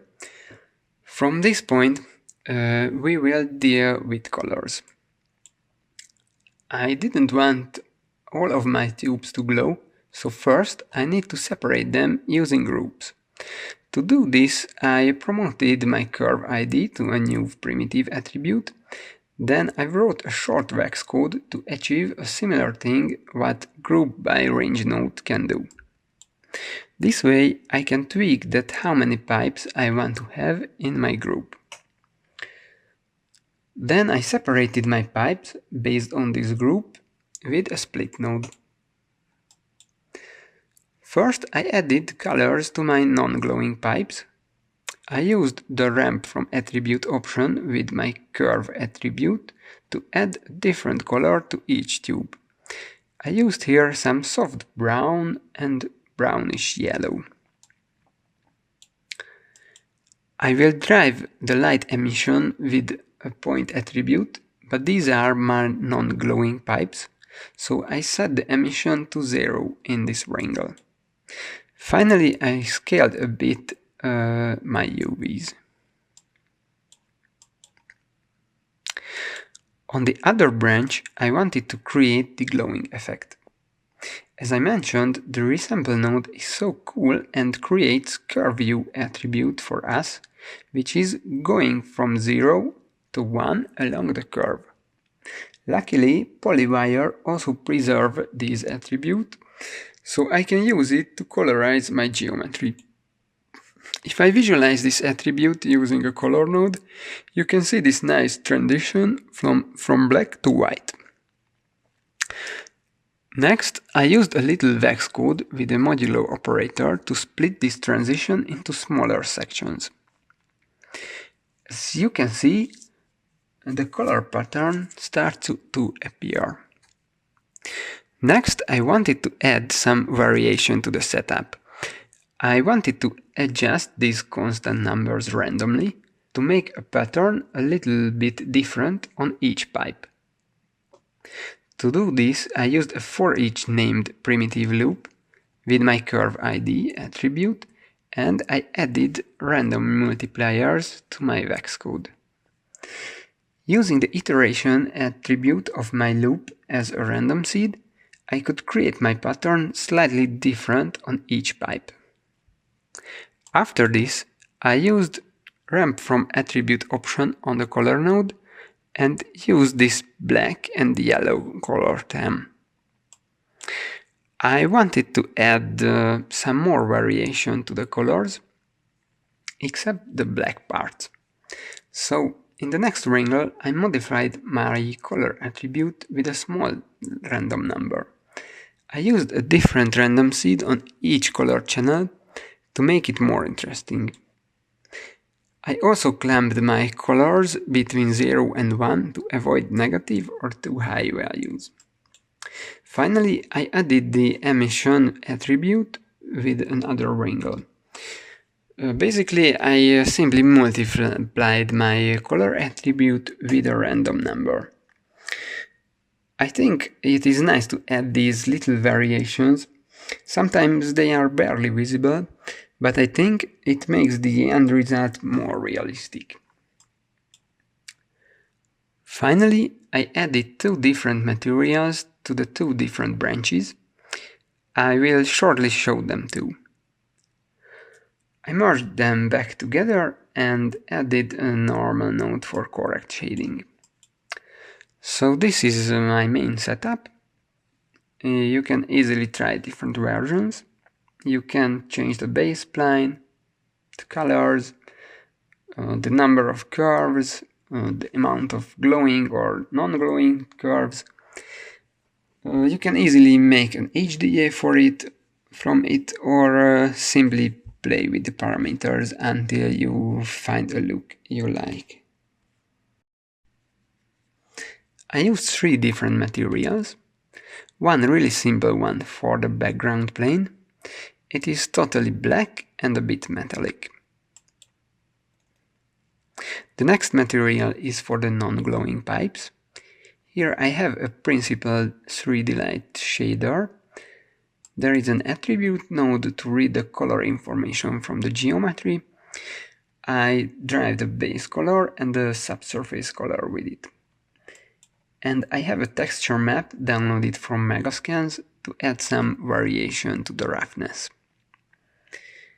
I also set specular, metallic and refraction to 1. And finally, this is my material for the glowing pipes. Here I have 2 attribute readers, one for the color and one for the emission. I drive the incandescence intensity with my emission attribute and almost everything else with the color attribute. This material is non-metallic but have a subsurface and reflection. For rendering, I used 3D light. The only thing I changed here is to add a bit more samples to the default settings. I wanted to say a few words about 3D light. When I first tried to render this emissive setup with Mantra, I realized that it will be not fast enough for a daily challenge. So I decided to try something else.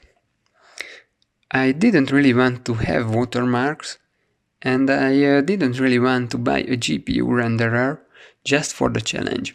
So it was a great opportunity to try 3D Light, which is a free solution. It is still in beta, but I think it's pretty well integrated to Houdini. It was the first time I used it, but I found it generally easy to use. Maybe the only thing I can say against it is the lack of the documentation here and there. But I think for a free software in a beta stage, it's totally okay. I used it several other times during the challenge. Finally, I modified a bit the final render in the compositing context. I added a fake depth of field using a ramp and a defocus node. And finally, I was tweaking the brightness and the gamma correction just a little bit and saved the final image as a PNG. This is the final entry. I achieved second place with it in the daily competition in the image category. To summarize my presentation, you could hear a little about my approach to this challenge. Maybe my most important rule was to try to keep things simple, if it's possible. Then we went through my node graph in Houdini. And I think this entry is maybe a good example of how great can a simple setup look. So thanks for watching this presentation. I hope I could show you something new and interesting. If you have any questions, you can reach me in email or you find me in social platform as well. I am happy to answer you if I can. And I would like to say thank you to the SideFX staff for organizing this challenge and for inviting me to this event. Thank you, and see you guys in the next challenge.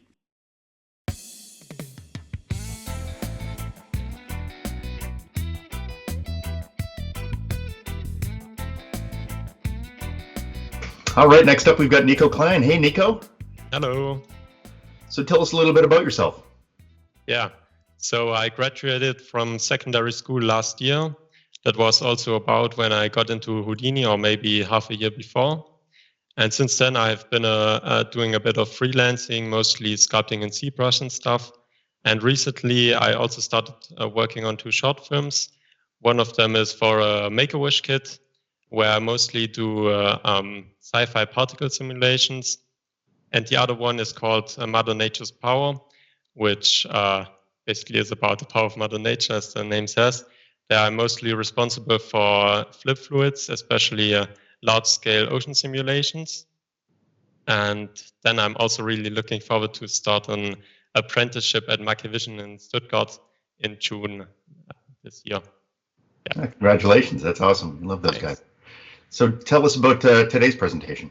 Yeah, sure. I will go over the setup of my entry of day 20 of Mardini called Hidden, where I basically did a small scene with a mouse in a house for the mouse. And there I'll basically go over my setup, how I did things, and especially on how to approach stuff you wouldn't usually do in Houdini, like, for example, model a creature, and also on how to manage the time, because that's also a big constraint, of course, for those daily challenges. And I think I also have some useful tips and tricks there. Awesome. Well, let's get started. All right.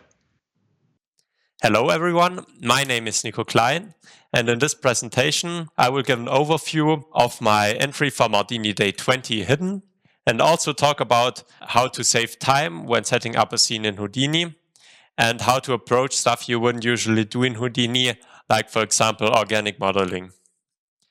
This is the scene I came up with. The story I wanted to tell was of that household that has the house of a mouse hidden behind its wall. And the mouse is occasionally stealing cheese out of the fridge and putting it up in its stash where it already collected a bunch of cheese.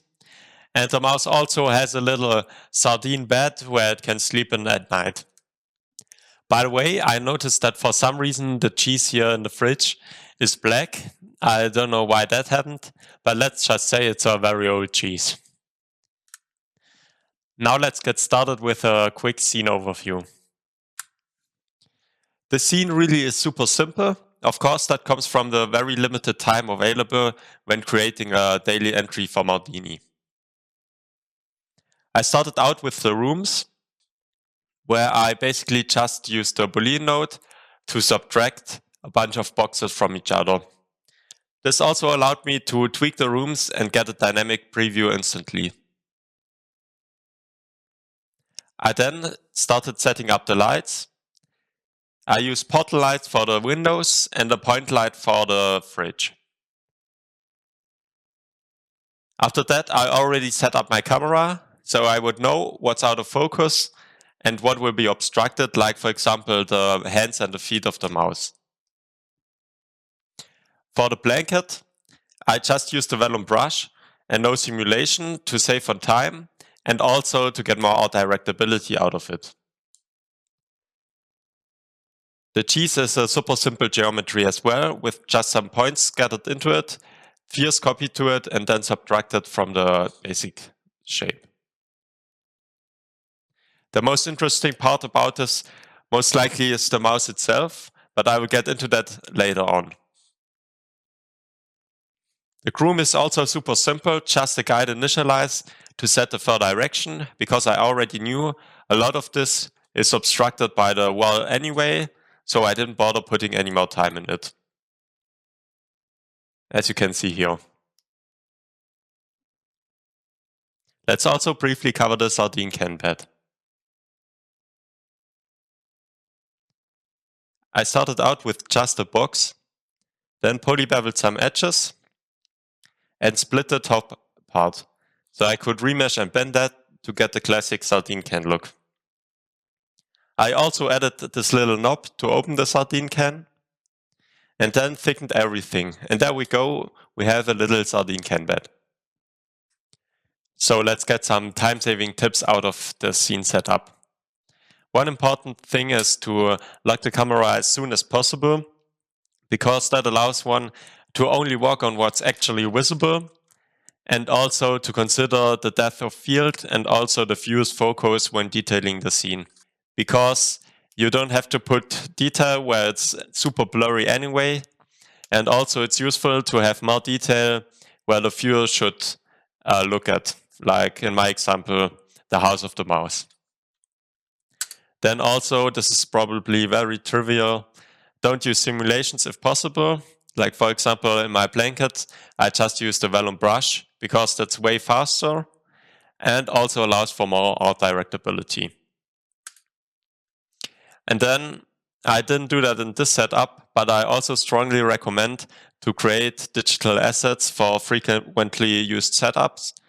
I'll get more into that later with the mouse, where I used my organic modeling setup and didn't create a HDA back then, but only like in the Creatures Week, which was a mistake I later on definitely regretted. And then one last thing, don't go crazy with proceduralism. What I mean with that is just think, does it actually save time to make this procedurally, or is it done way faster manually? Because with that time constraint, you often don't even have the time to tweak a lot, so you might not profit from the proceduralism after all. There is also a design principle I learned in school and probably most people already know, but I think it really captures the essence of the Mardini challenge and also applies to basically everything I've said so far and will be saying in the rest of the presentation. That's the KISS principle, or for long, keep it simple and smart. But for now, let's get into something else I learned over the course of Mardini. How to approach stuff you wouldn't usually do in Houdini. What I really didn't expect to ever do in Houdini, at least prior to Mardini, was organic modeling. But over the course of Mardini, I really modeled a bunch of organic stuff. Like for example, this mouse, which will also be my example in the following. So here we have a little mouse. Modeling this with the Houdini toolset might seem quite daunting at first glance. But honestly, we can split this up into a lot of simple shapes, which are very achievable in Houdini, for example, using a curve node. So now, all of a sudden, modeling a mouse in Houdini just means to draw some simple shapes, inflate them, and then combine them, which is, to be honest, easy peasy lemon squeezy. I'm sure many of you already thought of a bunch of ways to achieve that. The way I went with this was the following. I started out by drawing the shapes in either a curve node or a trace node or whatever. Then used the Labs thicken node to get some volume in. Merged it with different shapes I drew, for example, merge the head with the body or so. Then create a VDB from the polygons. Smooth that VDB to get a more organic look. Then convert it back to polygons. And then tweak those polygons using whatever node. For example, soft transform, sculpt node, or the smoothing node. I also later created a digital asset out of this workflow, which allowed me to really rapidly create those organic shapes. For example, I already drew most of the body parts of this simple mouse. So let's also do the hand or the arm. I just draw a very rough shape here using the curve node. Then I just use my shape inflate tool that basically is just what I showed with some extra options for the shapes and smoothing and so on. Whoopsie. And now we just have to put it into place. I use a transform for that.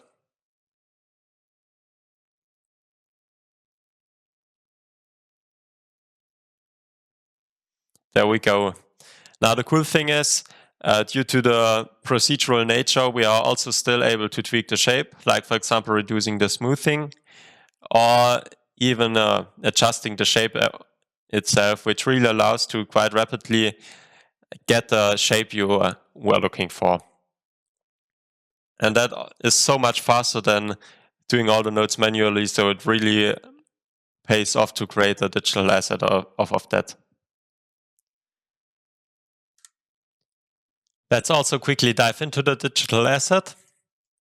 Here I just convert the NURBS curve into a polygon, remesh this, create a sign distance field, and use that sign distance field to create a distance attribute so I know how far the polygons are away from the edges.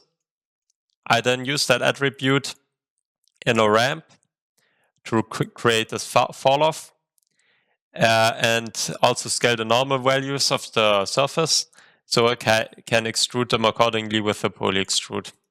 I reverse that also here. So we now have this kind of shape, and I just create a VDB from it again, smooth it, and convert it back into a poly, and there we have it. So that's it from me.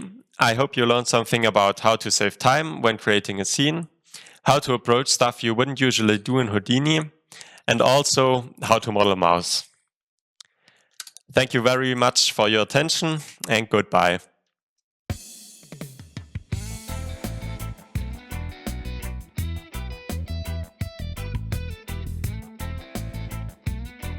All right, next up we've got Gareth McFarlane. Hey, Gareth. Hi, Chris. How's it going? It's going good. So tell us a little bit about yourself. All right. Well, I'm a 3D artist from Northern Ireland and been working in 3D since the early 90s, working professionally since around 98. Freelanced on from the mid sort of 90s and working mainly interior visualization. And in the last 5 years, I've been involved working with these guys in Chiang Mai, doing more real-time stuff for events and exhibitions and stuff. So all that was mainly using Maya. So I made the big transition in 2019 over to Houdini, and the last year has been, the whole Houdini learning experience. So it's been great. Fantastic. So what's the presentation you're going to be doing today? Today I'm just going to be walking through my submission for Mardini Day 7. It's just taking it through the graph network and just sort of an A to Z of from the rough sketch to the final output. It's quite a small compact thing. So hopefully it just gives a nice overview. Excellent. Well, let's jump in. Excellent. Cheers. Hello everyone. We're just going to dive straight into this. No messing about. So. For the Mardini challenge every day, my approach is just start with a small sketch or doodle, whatever. This was for stone, obviously Rosetta Stone, checked out a few reference shots. And then the whole the 3 languages, that was sort of the thing that hooked for me. So with these hieroglyphics, and I was thinking, that could be the test geometry and sort of universal symbols. And then I'd previously done a piece for Escape, was it? I think, it was like an axe made of effects, attribute design. So that sort of that fed into this project. So I thought, I'll use the same approach there. And then of course, all binary. And sort of thought, this is, with Houdini, you want a quick, not quick, you want a solid goal. You just want to be able, especially in Mardini, you get a day at most, but this here was about 2.5 hours. I think it was late at night. It's like, I want to do something. So sort of like this, and went, right, that's I could visualize how I was going to approach it. Not too complicated, so this will be quite short. So the first one, thought, okay, well, let's get all the classics in here, and then using very handy node, use quite a lot, the extract silhouette, which will just, using a plane, just project its silhouette. It just gives you a nice geometry. So just stashed all these. There's a few transforms, the usual sort of hacking stuff together. The MOPS instancer, this is not what MOPS is really meant for. Well, it's you can use it for anything, I guess, but it's not exactly using the full power. I just use this because, you can just very quickly throw everything in. It's grid distribution, get on random, and then the good thing is I could weight it, so I could just quickly, probability weight, whatever you want to call it, just to allow me to very quickly just get this type of thing here.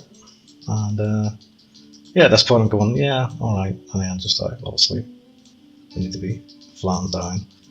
And then this was like, okay, we're done, move on, it's Mardini.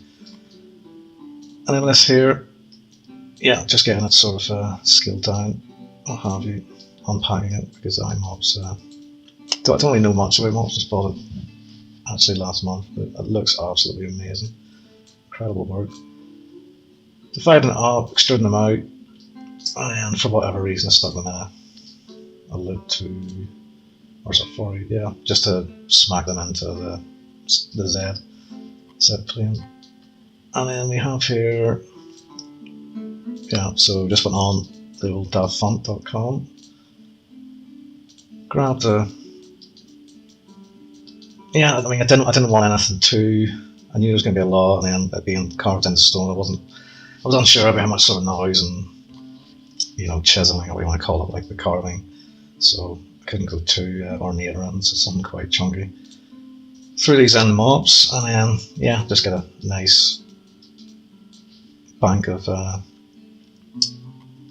well, I don't know, I'm sure if you know binary, that's something profound, I don't know. Transform, match size again, just slapping it into the sort of same plane, and then kind of the fun part.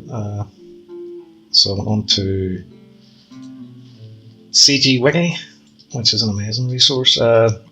Just grabbed, looking at effects for, I was trying to sort of, you know, sort of think, oh, what's going to work and what's going to, and then I sort of thought, just grab a chunk and just, so it's just literally copy and paste and just a bit of hacking together just to sort of get something that kind of, you know, what wasn't immediate, like, oh, that's effects, but I did want it to be so subtle, so the density, you know, the Rosetta Stone, it's very fine lines, it's, you know, it's a lot of information in a small space, so it had to be kind of very, very, very condensed in that way. So threw these all together, and then I'm sort of thinking, yeah, I mean, that's doing it for me. You know, the whole concept is the 3 bands, you know, so sticking to that, it's, you know, that's job done as far as I was concerned. So to get it into sort of the, you know, chiseling into the stone effect, yeah, I'm going to use the good old Heightfield. Scale it down here, so it's only 16 meters by 16 meters, and just using the axis to control the resolution. And then using a very handy node, Heightfield Project, just to get that initial carve into it. And then after any sort of Heightfield Project, you tend to use a blur just to, yeah, just soften it out, just to get that sort of Heightfield noise. Now, I had planned to do sort of all these now, sort of thinking, oh yeah, procedural cracks and all, but yeah, not enough time. And then when it did sort of initially play around with the noise, I realised that it has to be legible to sort of get the core concept across, you know, the effects Easter egg, I don't know what you want to call it. So yeah, just quite a large, you know, just looking nice, just a bit of break up to get it something. And then needed to cut this out, so I just drew a very rough line, fused it, poly extrude, match size, I think, yeah, just to get it in the centre of the plane, and then just using that as a cutout while it cooks. And yeah, we're left with, yeah, and at this point I'm sort of going, yeah, we're flying here. You know, I think it was around, I don't know, 10 in the evening or something, I wanted to get something posted up. Well, usually Mardini, that was it, so midnight was my cut off my time. So what do we have here? So we're going into, right, we're going into polys from the old Heightfield and getting rid of the alpha. I think that had something to do with rendering, because normally I wouldn't really care about the alpha. Usually I'm just working for sticking things into real time. Giving it some depth with the extrude. I think, yeah, just a wee bit of, just a mild tweak with the transform, and then this is all about just getting it ready for VDB workflow. Watertight mesh. Transform that up, and then we're into the VDB sessions. We've been taking the initial laying here that I've done, so this is going to give me sort of thought, oh, we can get some nice chipped edges and stuff. The workflow, the concept was correct, but it didn't really, yeah, I didn't really drill down into this. VDB it, smooth it, convert it, just sit down here into a sort of chunk like that, using the scatter to create a bit of funny noise. Assembling it just to give us this will be a workflow actually I watched from Rebelway tutorials, but pretty handy just using, so because they're all just points, then you're just using the bounding option in the delete node just to sort of quickly grab chunks out of it. Quite sort of, yeah, quite brutal. Not much finesse around, just tugging along. And then this is a bit of, okay, yeah, not much. I didn't really get, was planning to do a lot more with these. Again, just sort of, was just trying to get something workable, and then I was going to go back if needed, or if it was crucial. So get all those in, get them back in the VDB, and then we're combining. Alright, so now we have these here. I like these here. This sort of initially sort of thought, you know, this doesn't really make sense, but I sort of thought, yeah. Well, sort of the 3-band break up, I was starting to think about materials now, so I was thinking, well, yeah, you can have some dark in the bottom, maybe some sort of colour here, and then a sort of thing, sort of marble, or yeah, just some sort of play-in, you know, just to break it up. And so I thought, yeah, these here are nice splotches, they'll do me, happy accident. These here were just, yeah, mountain spheres, throwing these in, VDB in them, just sort of realised just wanted to bit of literally just hack in a hacking way. So these here were using a difference just to create some chunks. Now, the only thing I wish I had a sort of that edge out, but one of those things, you know. Converting it all here and clipping it. So this is just prepping for output really at this point. Get a normal sorted and branching out into high poly and low poly.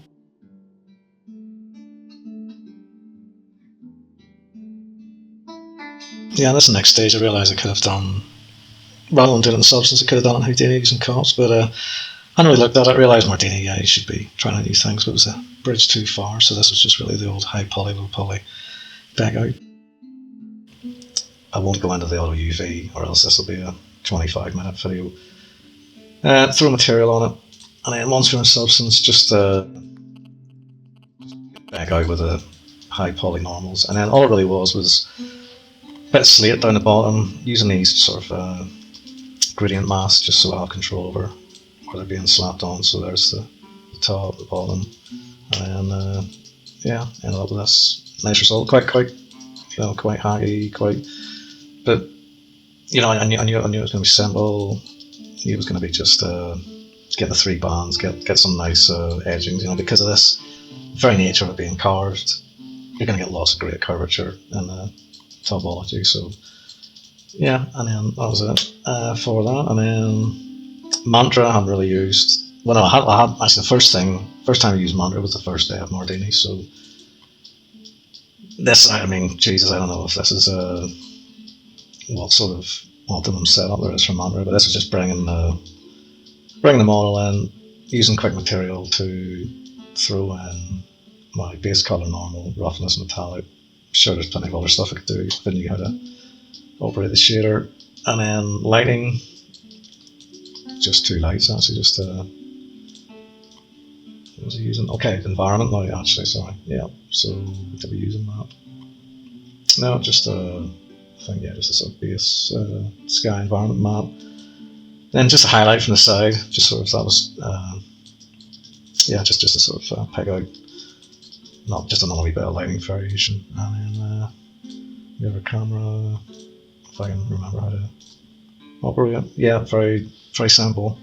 And then for the background, just I just had a grid and put a little bit of noise into it, and that's Bob's your uncle. Yeah, so short and sweet. Yeah, thanks for allowing me to share this, and all the best to you. Good night.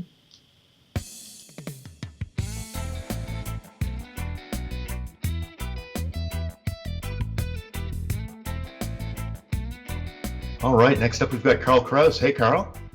Hi. So tell us a little bit about yourself. Yeah, thanks for the invitation. I'm a 3D generalist from Germany. My main focus is on look dev and everything related to effects and procedural stuff. And I'm working at Seesucht Berlin at the moment, where I do mostly commercials. Right on. So what's the work that you're going to be presenting on today? Yes. My presentation is about the animation I did for day 10 of the Mardini challenge. The topic was river. And when I was looking for an idea on how to approach the topic, for some reason I thought about how, as a kid, I always played around with my food on my plate, and then that gravy can look like a river from a certain angle. So I started to build a gravy river flowing through a mountain of mashed potatoes. And in my presentation, I will show you a bit how I built the scene, and I will focus on a few things that might be interesting when it comes to scattering and modeling stuff fast in Houdini. Every kid can relate to this one. Let's jump in.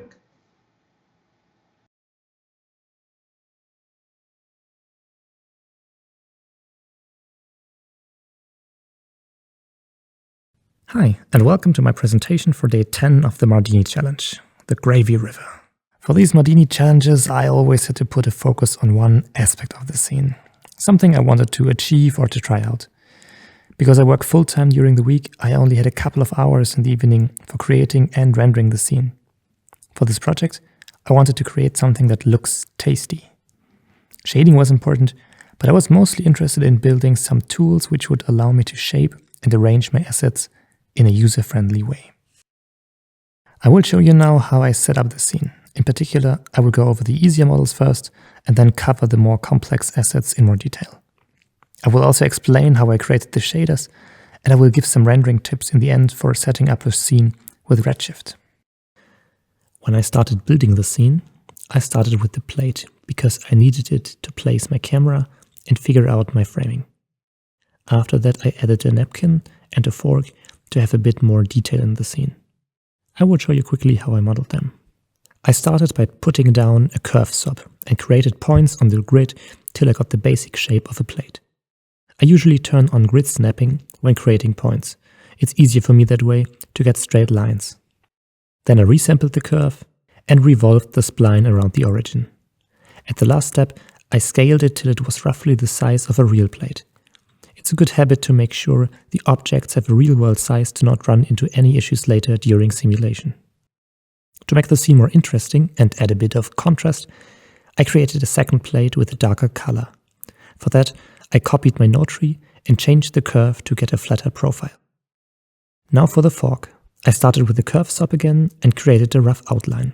Then I used an edit sub to move the points while having the viewing flag on a resample node to see the smooth results. After that, I remeshed it and attached a poly extrude to give it some depth. Then I used a couple of Bence subs with small capture regions to give the fork its iconic shape. I converted the geo to a VDB with a VDB from Polygon and blurred it with a VDB smooth SCF. This way, I got smooth edges on the whole object. Then I converted it back to polygons and the asset was ready. For the napkin, I started with a grid, gave it some UVs with a UV project sub, and then used the Bence sub again to fold it 2 times. I added a Vellum cloth node with default settings and a Vellum solver. To freeze the sim, I added a time shift node. By default, there is an expression in the frame field, but you can break it by Ctrl-Shift clicking on it and write your frame number in it. I then gave the napkin some depth with a poly extrude sub and placed it besides the plate. Okay, now for the more complex assets. When I started with the mashed potatoes, I thought about how I could build a setup that would allow me to have a lot of artistic control, but is also fast and easy to manipulate. When it comes to procedural assets with a lot of detail, I usually like to bring my mesh to like 80 or 90% and then do the rest, the detailing in the shading. This way I have a good sense for the shape, but I don't have to deal with super high geometry in the viewport. This extra detail only gets created at render time. For the setup, I decided to start with a lot of sphere subs. Spheres are fast to place and easy to resize. I converted them to a VDB and back to polys to get a clean surface. Then I used an attribute noise sub with a low amplitude to get a more broken up silhouette. I had to get rid of the geo that intersected the plate. I imported the plate geo with an object merge and plugged it into the second slot of a group sub set to bounding object. The thing with a group is that it always has a hard edge. To get a soft edge, I had to convert it to an attribute. Then I blurred it with an attribute blur. On a side stream, I used a raise sub to project the geo down to the plate. This looks like an error, but I will use the custom attribute as a mask to blend between the original geo and this one. For this, I use an attribute wrangle with a lerp function. The lerp function needs 3 inputs. The first original point position, then the projected point position coming from the second input, and our mask.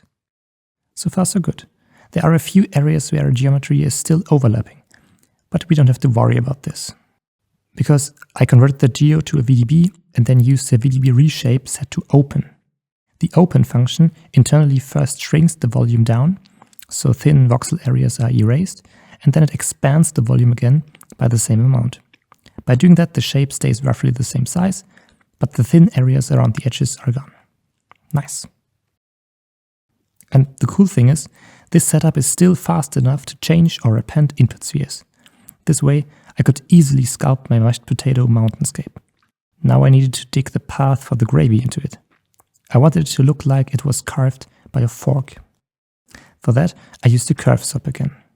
With point snapping mode activated, I created a path on the surface. Then I resampled the curve, and on a second stream, I created the shape of a simplified fork. I combined the 2 streams in a sweep node to get the profile of a fork carving through the mashed potatoes. I converted the mesh into a VDB again and smoothed it. Now I combined the mashed potatoes and the fork path with a VDB combined set to SDF difference. Then I converted it back to polygons.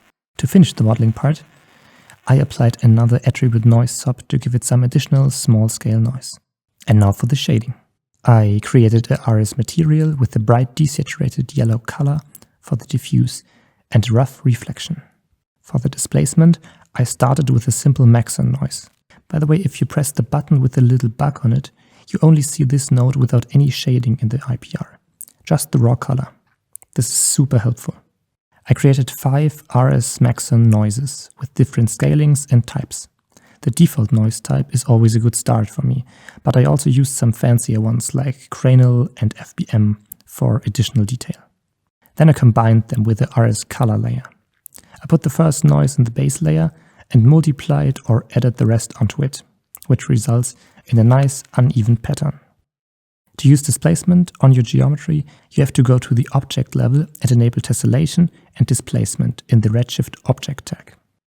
Then I feeded the noise in a RS displacement node with a very low intensity, but it should still look almost too strong when rendered with a diffuse color only, because when we enable subsurface scattering, we will lose a lot of the detail again. I set a small radius for the SSS and gave it a similar but more saturated color than I did for the diffuse. You can additionally use some of the noises for breakups in the roughness, but I didn't have time for that. I had to continue with the piece. I created a quick scatter setup for them, which I want to go over, because I find it very handy and artist-friendly. By the way, by pressing Ctrl 2, you can split the viewport. This comes in handy when you want to draw something from an orthographic view, but want to keep seeing your camera view too. I started with creating a draw sub and drew some areas in the top view where I wanted my piece to appear. The curves don't have to close, because I closed them right away with an end sub set to close straight. Now we have closed areas. Now I put down a scatter sub and scattered some points. I increased the relax iterations to get them evenly spaced out. This helps later to not get any intersecting piece. I also put in the expression $F for the global seed.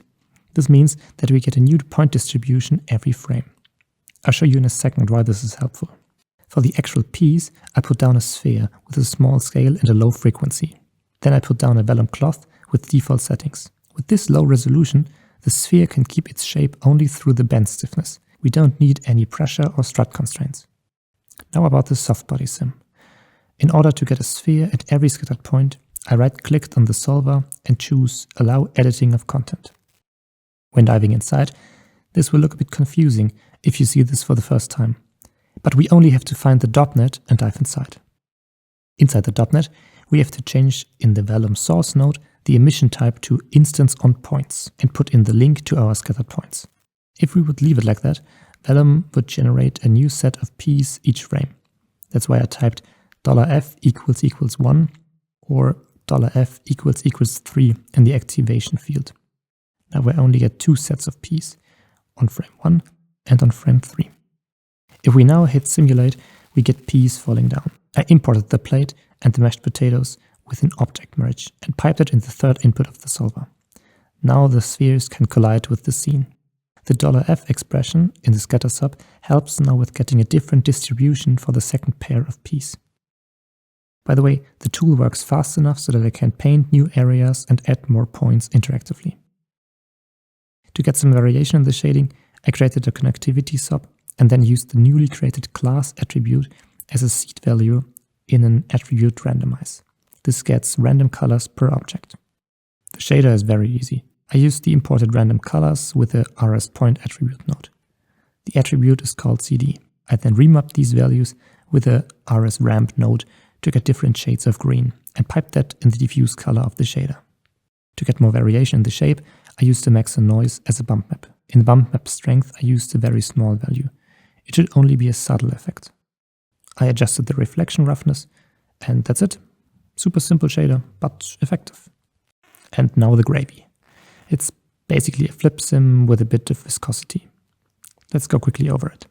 I started with the sphere as the fluid source. I wanted the gravy to behave natural, like it's getting poured irregularly. That's why I used motion effects to get some random scaling behavior. You can add this by right-clicking on any parameter and choose motion effects. I used the noise preset. It reminds me a bit of the wiggle expression in After Effects. I used the emit particle fluid shelf tool as a starting point, but you can also build it yourself. You need a flip source and a DOP.NET. I object merged everything into the scene that I wanted the fluid to collide with. In this case, the plate, the potatoes, and the peas. I used the static collision shelf tool and increased the voxel size till the resolution of the collision VDB was high enough. Now we dive into the DOP.NET. On the flip solver, I activated reseeding, changed the kernel under the volume motion to swirly, and enabled viscosity.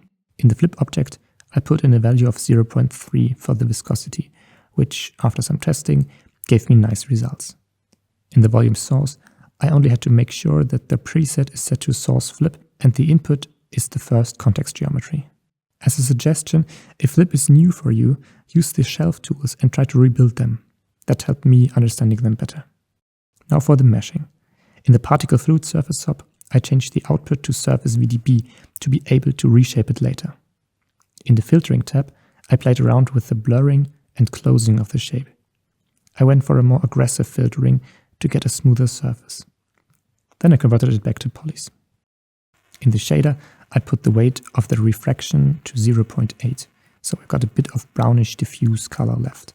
But the main part of the shader is a subsurface contribution under the refraction tab. I used the extinction setting with very high values for the extinction scale and the scatter scale. And that's it. And the scene is almost ready for rendering. I set the camera position right in the beginning of the project. It's a 60mm lens, and I enabled depth of field. I didn't have much time to create a fancy light setup. It's just one big-ass area light which made really soft shadows. But it works, I guess. I also used the photographic exposure of the redshift post effects. I never tried them before Mardini, because I usually do my color correction and that stuff in comp, but it's a nice way to get a beautiful image right in the render view. Here are my render settings. I kept my samples low to finish the rendering on time, but I activated the Altus denoiser, which cleans up the image very nicely. And here is my submitted animation again. I noticed after rendering that I stupidly forgot to take the displacement of the mashed potatoes into consideration when the gravy flows over it. That's why you see a few ugly edges of mashed potatoes sticking out of the gravy. But here's a quick fix to deal with this. In the mashed potato object, I imported the gravy fluid and attribute transferred a custom attribute onto the mesh with a soft falloff. Now, where the gravy is closed, the attribute is 1, everywhere else it is 0. I use this attribute now in the shader of the mashed potato to dial down the displacement. In a color mix node, I plug the existing noise layer in the first input. As a second input, I select a black color. Now I use the imported attribute as a mask to blend between the two. And this is how the fixed gravy animation looks like. I hope you enjoyed this making of, and if you have any questions left, feel free to write me an email or visit my website. Thanks for listening. Bye.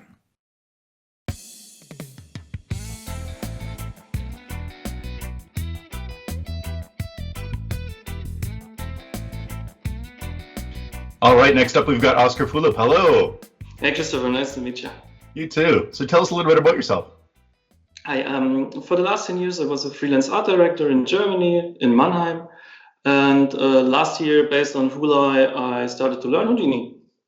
Right on. So what are you going to be presenting on today? Today I show a couple of simple steps to come up with a concept, because I'm from advertising and those things are quite important there. And afterwards I explain my thoughts on decision making and everything on a practical example based on an entry I did for the Mardini sci-fi entry. Right on. Well, let's get started. Great. Hi everyone, welcome to my presentation. This is the table of content and there you can see what to expect in the next couple of minutes. First we start with concepts and then I explain to you why I'm so into priorities. Afterwards I talk about an idea generation method which is called Scamper. Then I show you quickly what my referencing tools look like and wrap everything up with my conclusion and personal experiences from the Mardini contest. Before we jump into Houdini, where I show you how I built the sci-fi building and the volume for the day 17 sci-fi entry. All right. So what sets a great project apart from a good one? It's concepts. And maybe you're thinking right now, come on, concepts. They make everything unnecessarily complicated. It's hard to get them running. I don't even know how to start with those. This is pretty much what I thought when I started in the industry. But today I know better and I know concept is basically the master plan for every decision everybody's gonna take, especially if you're working in a team. Okay, so what did change since then? Today I tried to think in priorities. What I mean by that is plain or abstract evaluated information. Ideally it's a list which tells you the order of importance. But why do I tell you these very basic things you already know? Because priorities basically are cheats. They're shortcuts. They're blueprints for a solution. It feels like cheating because you're starting the race from the finishing line. So by understanding them, you are way more likely to hit the target. Just only because of you know what's the ideal outcome. Therefore, you just have to adapt your further steps because you already know the outcome. So basically priorities are shortcuts, which gives you a direction and the room to focus.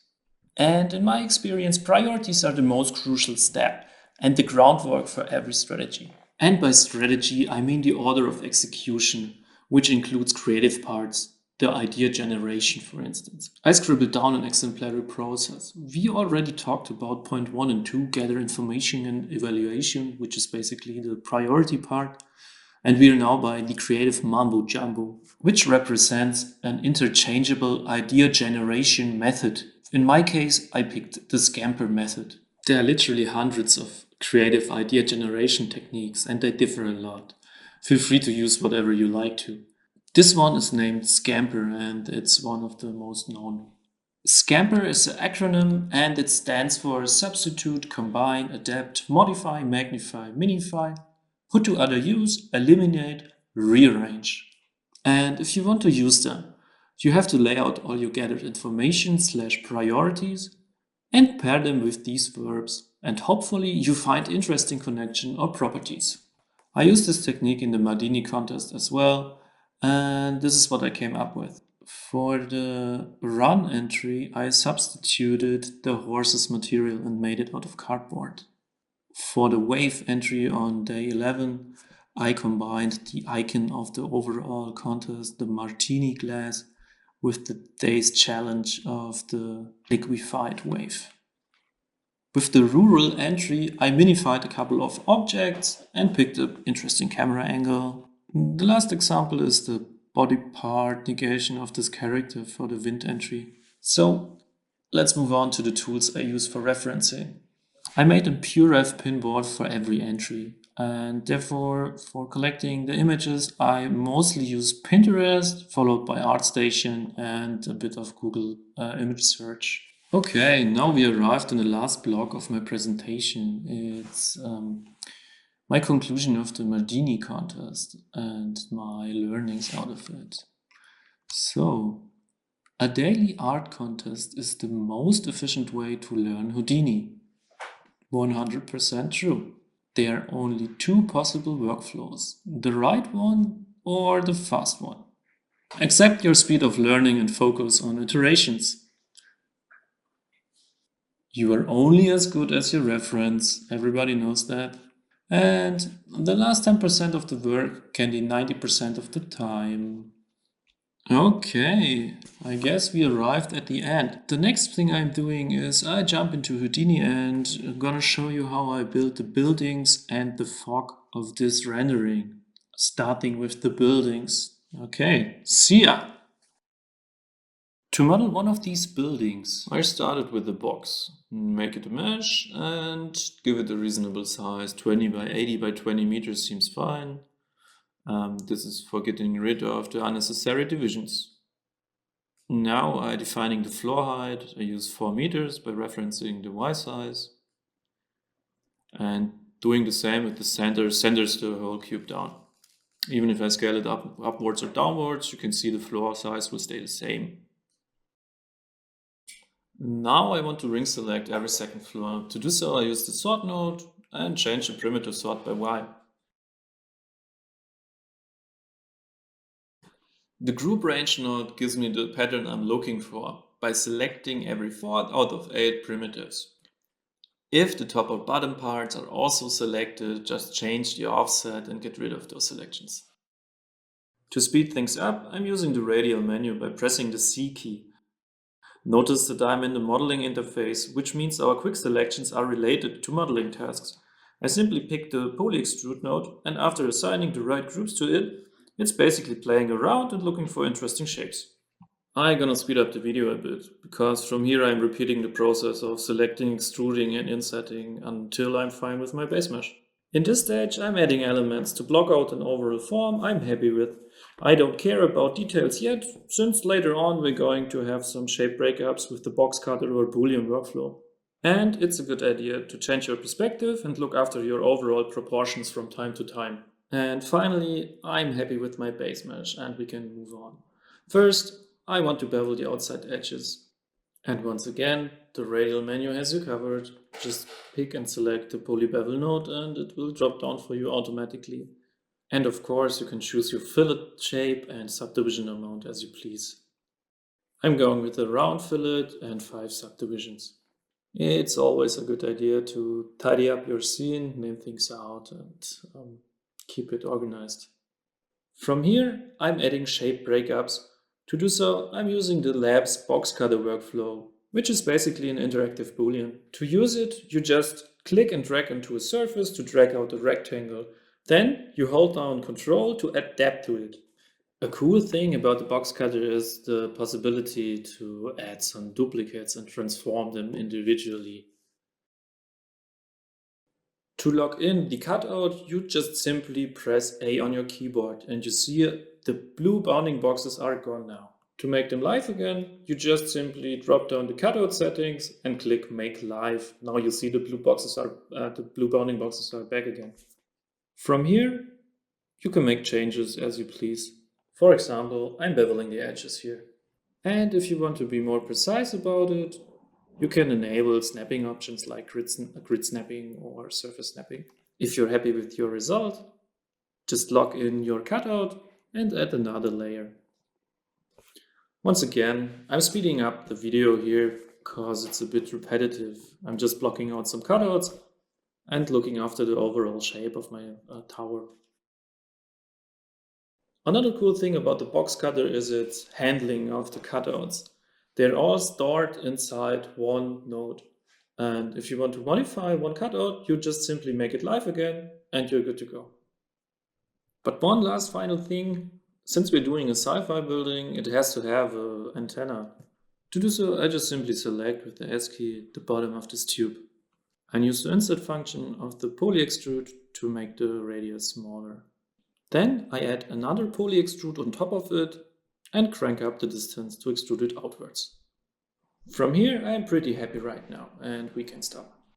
After such a manual approach, I should show you a more production-ready and procedural way of dealing with these tasks to demonstrate Houdini's real power. But for now, we stick to our priorities and keep going. Great, so this is basically the workflow I used to come up with these buildings in the original sci-fi rendering.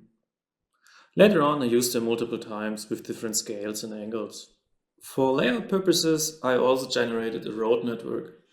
These roads were more or less a visual help, since I used them to place the buildings more plausible.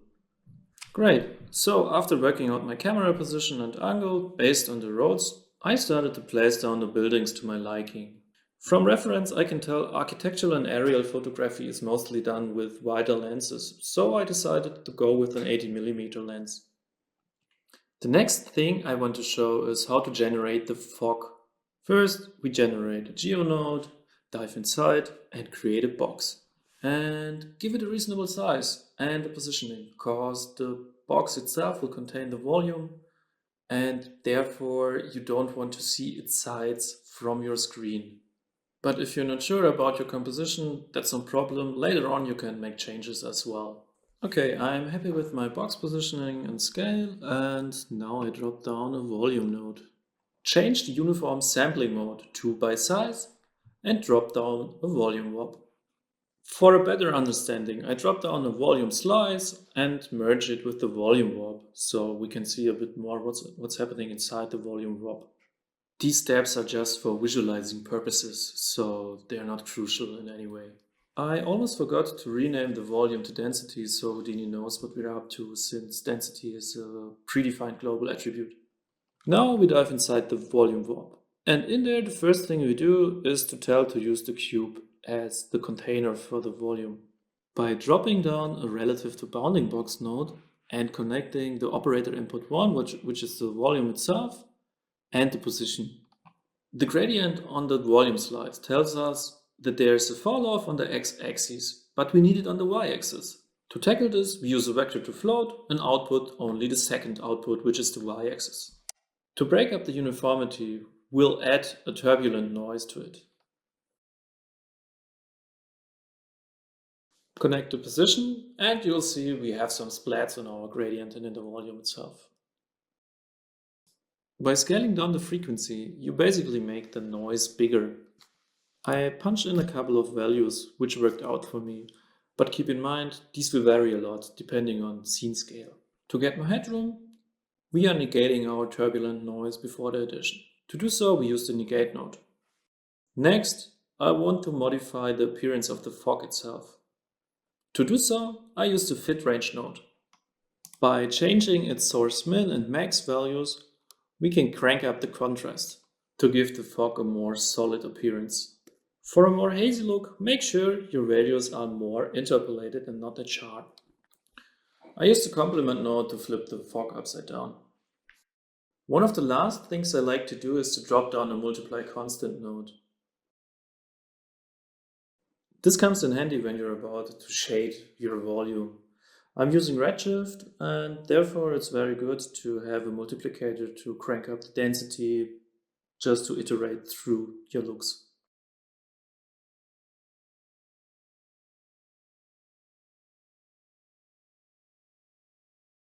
When you're happy with your look, you can jump out of the volume warp and convert it to a VDP volume out of efficiency. If you want to change the resolution of your volume, click on the volume node and change the division size.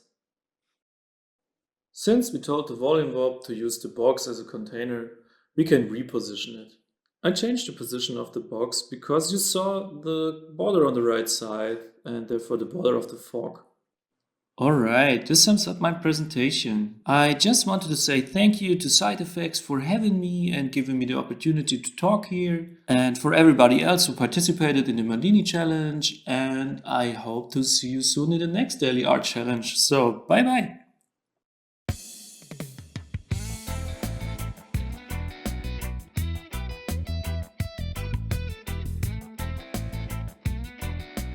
All right, next up we've got Luke Kantola. Hey, Luke.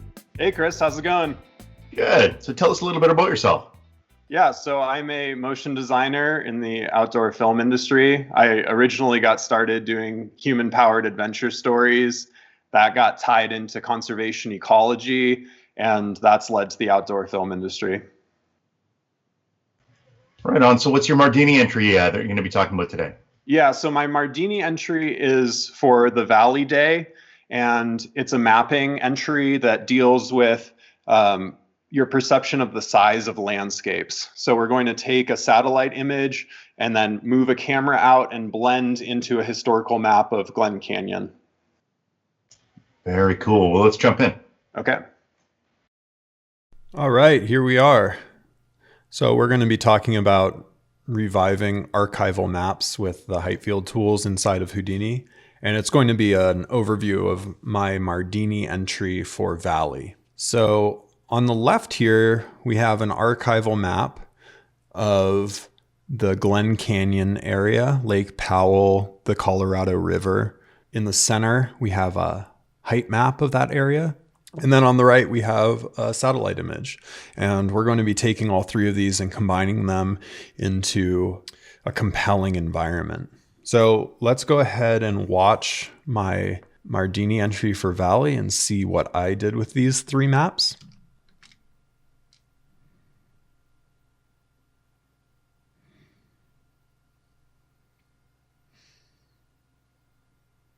So that's the entry. It's rendered in Redshift. We can see if we start at the first frame, there's the satellite image is really clearly coming through. The terrain is being extruded based on the height map that I showed. And then as the scene plays right here, we fade into that archival map that matches up with the terrain. And obviously there's the balloon with Glen Canyon written on it, and then there's just like a simple Vellum sim to drop that rope down. Yeah, let's go ahead and dive into the process. So we need to source our maps, and sourcing height maps, there's a lot of ways to do it. There's some free tools. There's the Labs Mapbox tools inside of Houdini. They're free. They're really awesome. It just requires that you sign up for an API. And the one gotcha with the Mapbox tools is that they'll bring in terrains that are just really large scale. So it can be hard to work with the erosion tools with them just like that. So sometimes you'll have to scale them down. So it's something to watch out for with the Mapbox tools. Another free tool is the Tangrams Height Mapper, and it allows you to download relatively small tiles of height maps. But it's free. It's an online interface. You could probably figure out how to source and stitch them together using Python or something if you wanted to. As far as paid tools go, there's GeoLayers for After Effects, which is a really nice interface and a great way to download like multiple types of maps at once. I think the only tool that I've found that beats GeoLayers is Offline Map Maker. It's a Windows only tool. It's a paid tool, but it can download any zoom level of a map. And then you just enter in the four corners of like the latitude and longitude points, and it will download that zoom level of whatever map source you want and then stitch it together for you. So here we're talking about height maps, but these tools, besides the Tangrams tool, all of these tools will also source satellite images. And that's really important because we want a matching satellite image for our height map to start this effect off. So we'll move on and talk about sourcing our archival maps. Two of my favorite sources for archival maps are the University of Texas Map Archive and then oldmapsonline.org. Oldmapsonline.org is awesome because it uses a map interface to find your maps. So you can go to certain areas and it will show you what archival maps exist for that area. But there's lots of places to find archival maps. These are just a couple that I really like, and they'll definitely get you started. Like there's enough here to really dig into something. Okay, so now we're going to talk about how do we combine these layers to create a compelling environment. I think the one thing that you have to watch out for and that we're about to go over is how do you match up the archival map with the satellite and height map imagery. The satellite and height map imagery typically will line up really well, but the archival maps aren't necessarily made from satellite imagery. I mean, a lot of them are made from airplanes or ground navigation. And usually what I do to make them match is some kind of mesh warp operation using a puppet tool, either in Photoshop or After Effects. And I usually actually morph the satellite imagery and not the archival imagery because we don't want to distort the text elements that exist on the archival map. So I'll just quickly show you what that looked like for me in After Effects. Okay, so to prepare these textures, I'm in After Effects, but you could be in Photoshop or anything really where you can do a mesh distortion of an image. So we have our satellite image here, and we want to bring in our archival map and match it up as best as possible. So I've done that. Let's turn the opacity down and see if we can see how well it's lining up.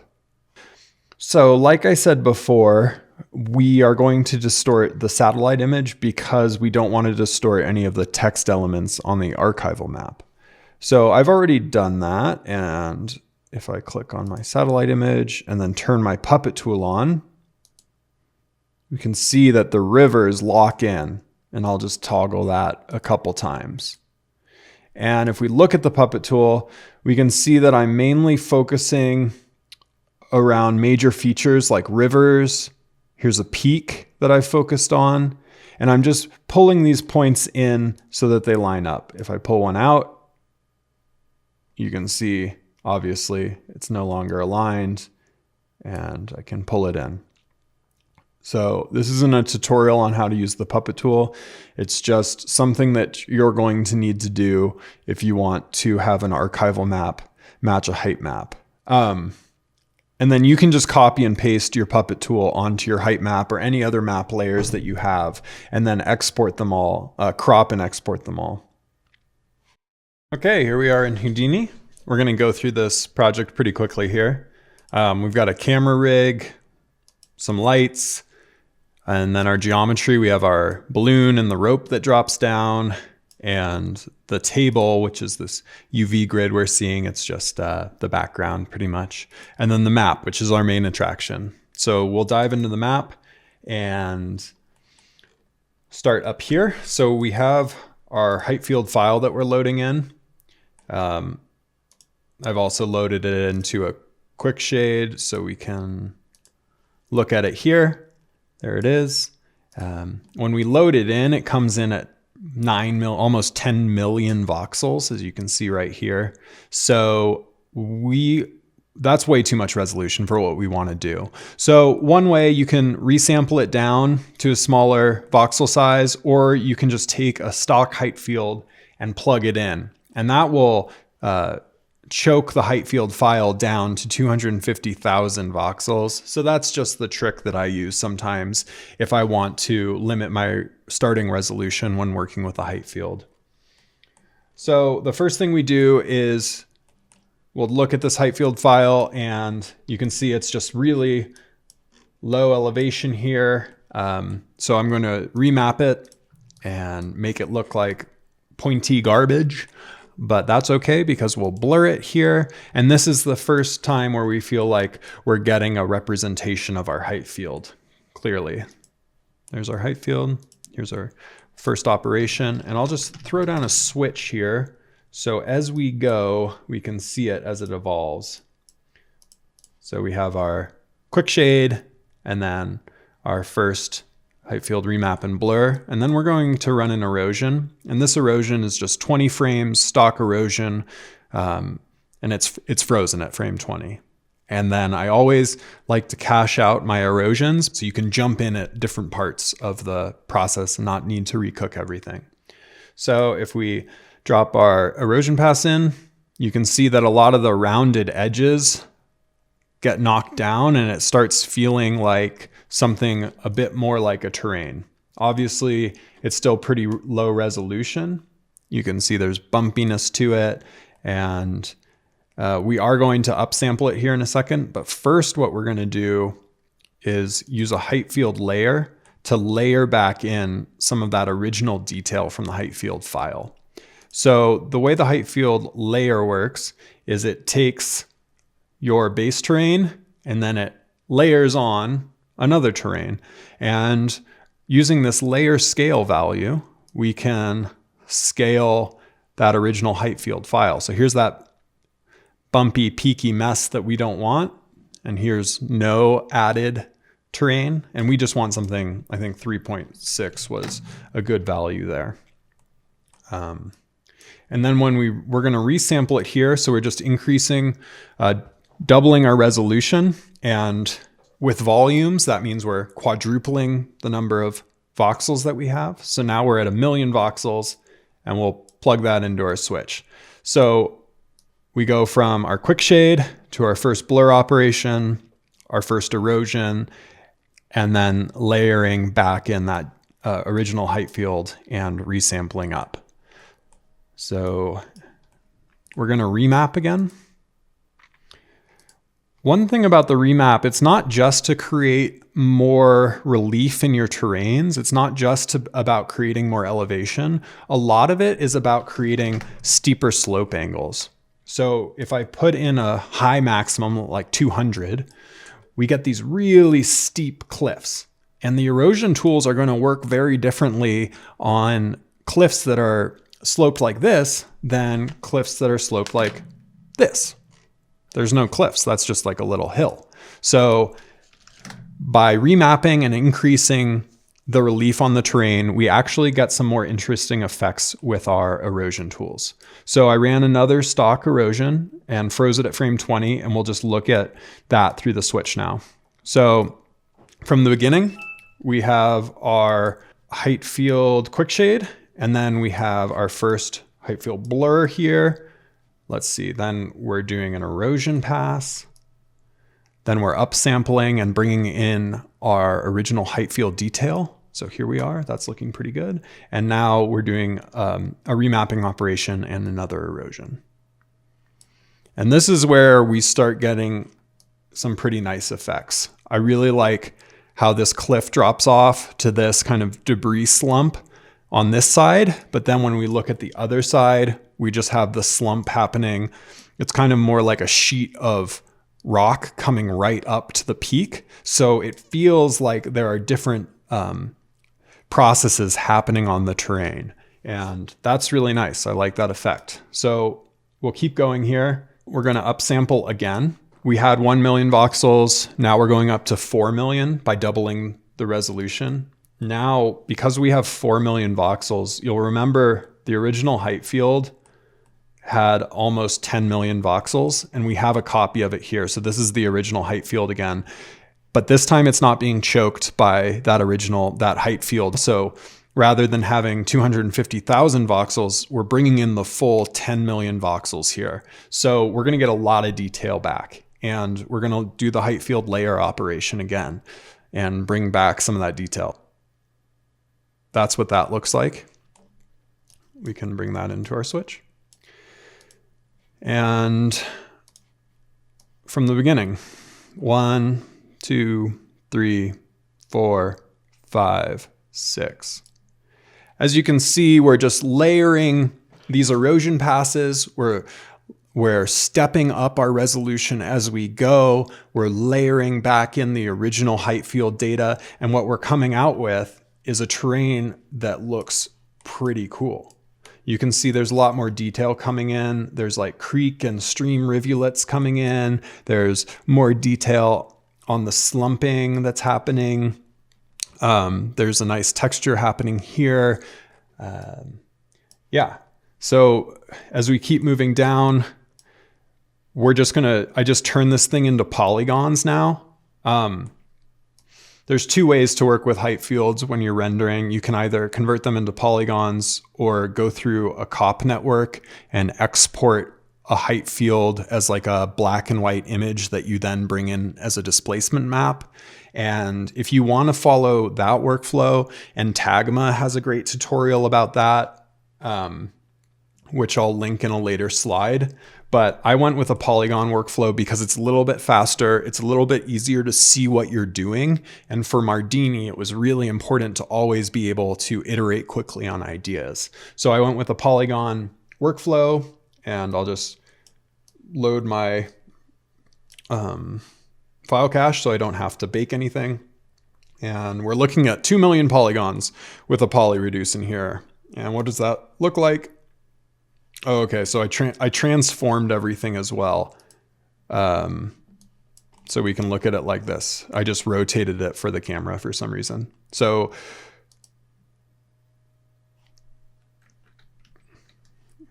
we definitely lose some of that detail that's in the height field with the poly reduce. But I think the reason that I wasn't too worried about this is because the camera isn't that close when we start, and the satellite image is filling in a lot of that detail as well. So I went ahead and made the project a little bit leaner, but you could, again, keep a lot of that detail around by either not doing the poly reduce operation or by doing a displacement map workflow, which is a little different. So then we're just UVing. Oh, I forgot to mention that I extruded the volume, the height field, so that we get sides because I wanted it to be like sitting on a table at the end. So UV projection for the top,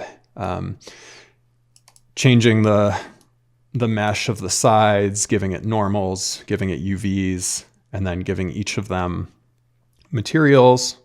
And then the transition between the satellite image to the archival map is driven by an attribute create that's just keyframed between 1 and 0. So when Redshift sees this attribute called transition, if the number is 1, it's 100% blended to the satellite map. And if the number is 0, it blends 100% to the archival map or 0% of the satellite map. So that's how that's getting driven. And then we just hit the render null. That's really all there is to it. Okay, so just to review really quickly, we used the height field layer node to add original detail back into our erosion passes.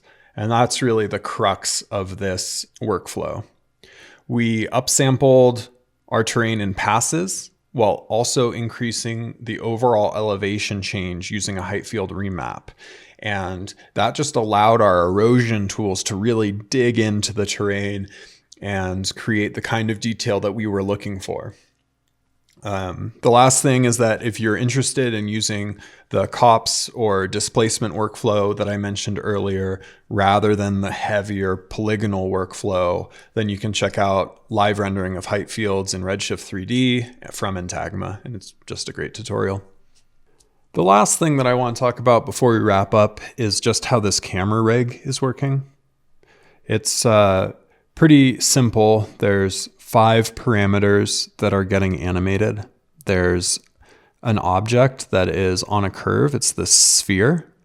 And using constraint networks, chop networks, the camera is looking at this object as it animates along a curve. So this allows me to have pretty good control of like where the focus is happening in the scene at any given time. Then the camera itself is on its own curve. So you can see, and if I pull out here, you can see the camera curve. So this is the camera curve here. And if I turn the map off, we'll be able to see the curve that the sphere is on. So you can see my camera here. It's a little small, but you can see it tracking as it looks at the sphere. And it's really powerful because you can say you want the move to start here. No problem. Now the whole move starts from that position. And it's really easy to adjust the way that shots are coming together using this technique. And then I just have a framing position. So it's just like where the sphere is in the camera frame. So it allows you to create like compositional changes really easily and keyframe those as well.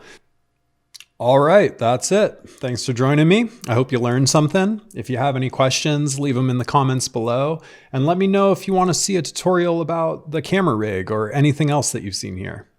All right, have a good one. Cheers.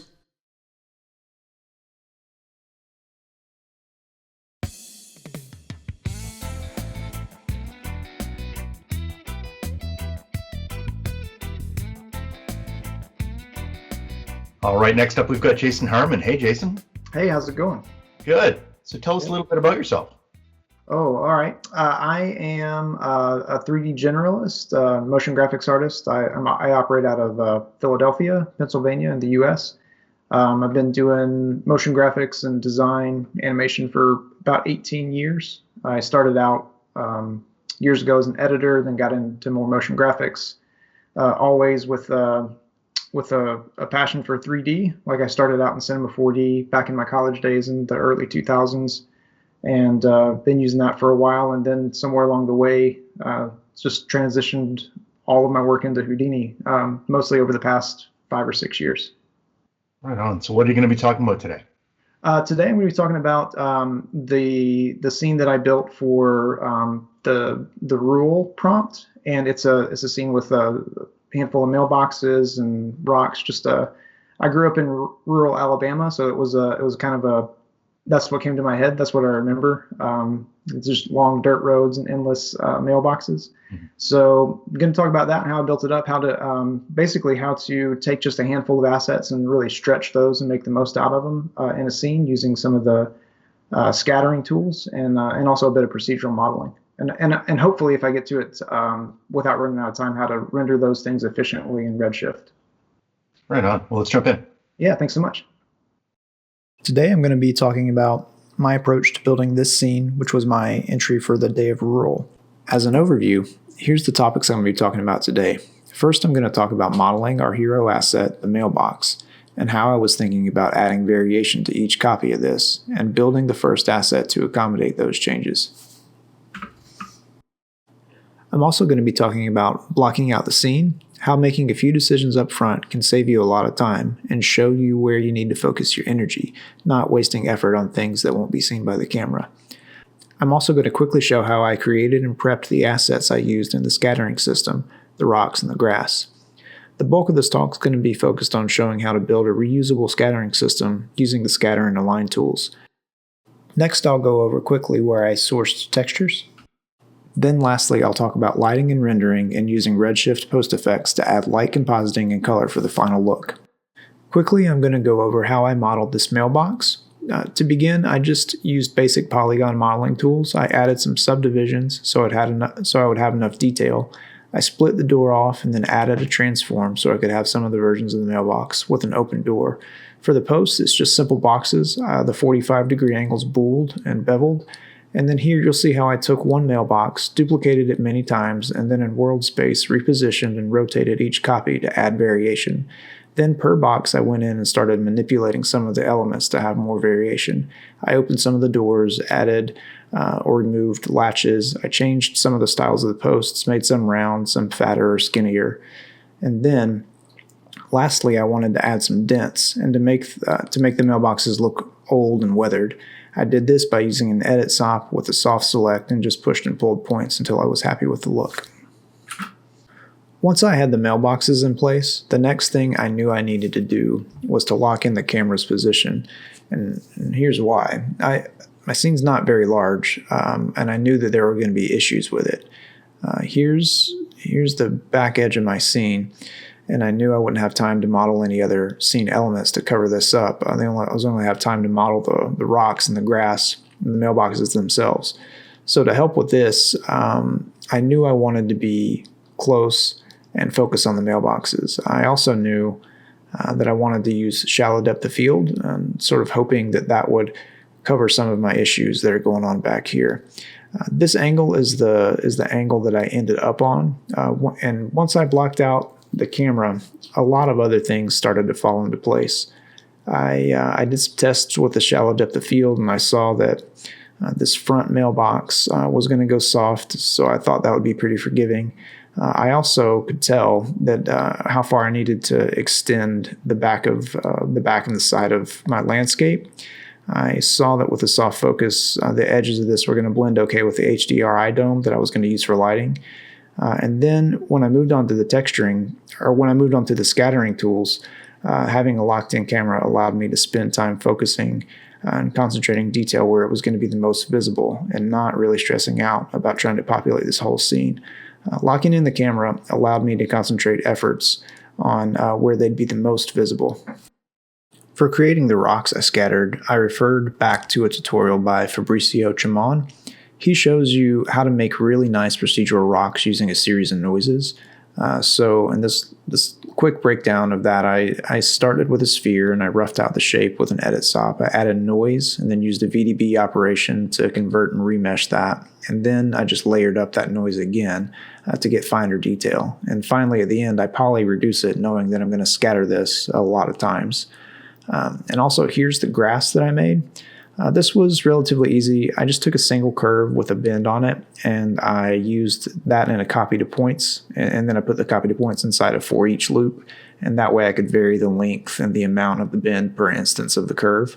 To make the seed head, I used a sweep sop with a round profile, and then I used this channel ramp to vary the width of the sweep to imitate the shape of grass with a seed head at the top.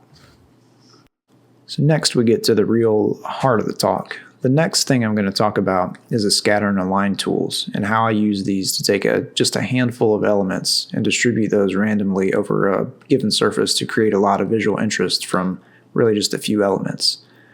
So right here I've got my 4 rocks. I've gone ahead and brought these in to this object, and each is a different shape. I've merged all these together, and I've deleted any of the incoming attributes I didn't want. And then I've created a class attribute using the connectivity sop, and I'm gonna use that to define the pieces that we'll use in the scatter and align tool.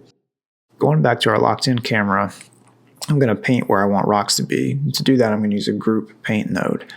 So I'm gonna paint right along this ridge, and maybe right here, and then maybe a little over here.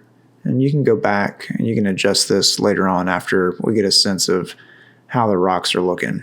So the scatter and align tool expects primitive groups, but the group paint node creates point groups. So I'm going to use a group promote to convert that. We just need to set this from points to primitives and then select the group we want to promote. And now I'm going to drop down a scatter and align, and then I'm going to plug that in, and right off it scatters points everywhere, which is not what I want. So we need to limit that to the group that I just created. And then we see that we only have 1 point. But this isn't broken. It's doing the right thing. It's using our group. But the reason for this is the scattering method defaults to size. And right now my points have a minimum and maximum radius that's way too high. So I need to change that. I want my minimum radius to be more along the lines of 0.02 and my maximum to be around 0.1. And that's far too many. I changed my uniform scale, so I need to bring that back up.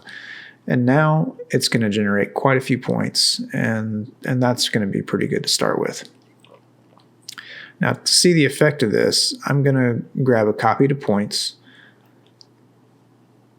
And what I want to do is I want to feed the points that I just created in here, and I want to grab one of these rocks just for visualizing. But before I connect that, I want to turn on pack an instance. That's going to make my viewport a lot more responsive. So right off we can see that the rocks are far too large, and though it's conforming to the surface normal of this ridge, which is what I want, all of these are also pointing in the same direction, which isn't what I want. So we're gonna fix that. But before I do that, I want to address the scaling. Now, what I tend to do is to use an attribute randomize to fix this. So I'm going to change the parameter to p scale, and the reason why all the rocks jumped up in size like this is that my operation was set to value rather than to multiply the incoming value. which is what we want. I want to multiply my incoming value by these randomized values. Let me change this this to 1 that doesn't have multiple dimensions. I want to raise my minimum value from 0 to just raise that up a bit, and then take my maximum value down.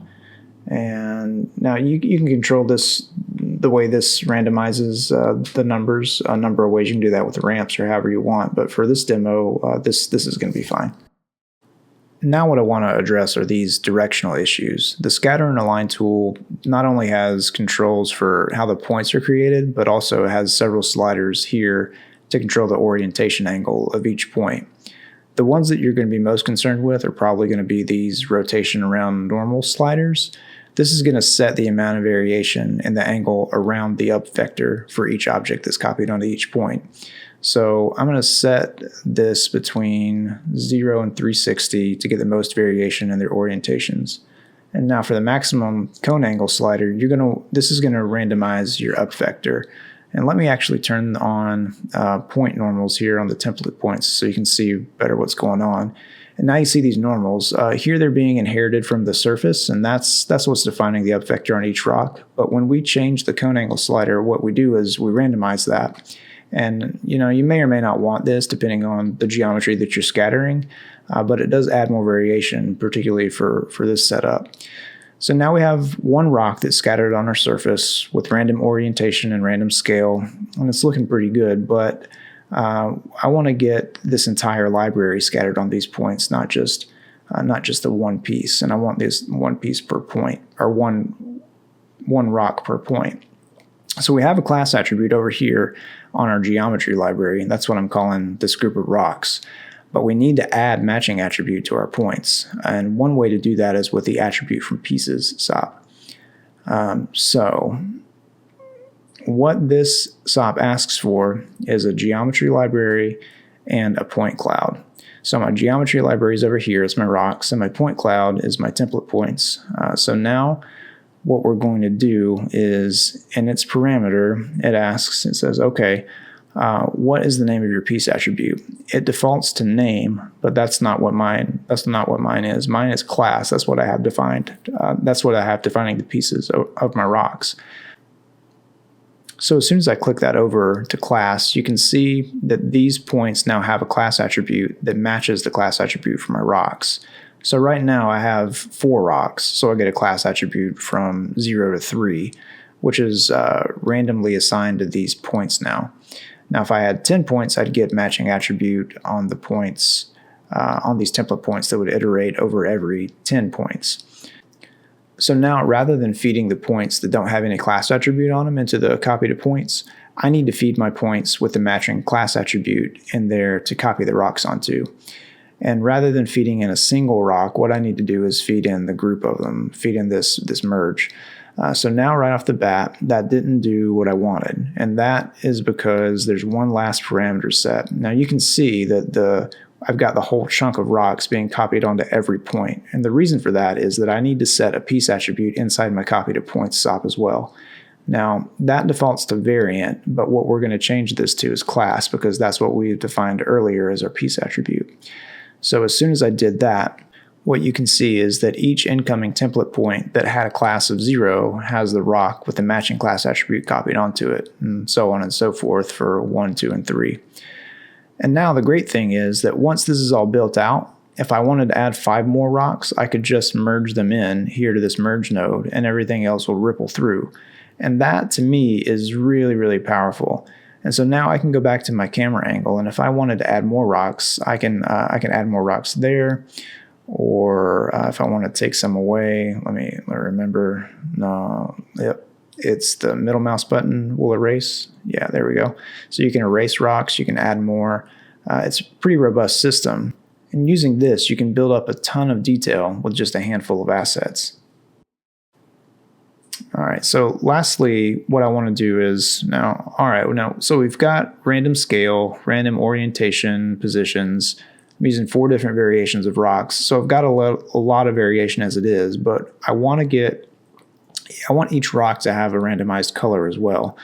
So a quick way to do this is, again, to use the connectivity SOP, but this time, rather than overriding my class attribute, I'm just going to create an attribute called ramp. And you can call that whatever you want. The important thing is we just get an attribute that's based on connectivity.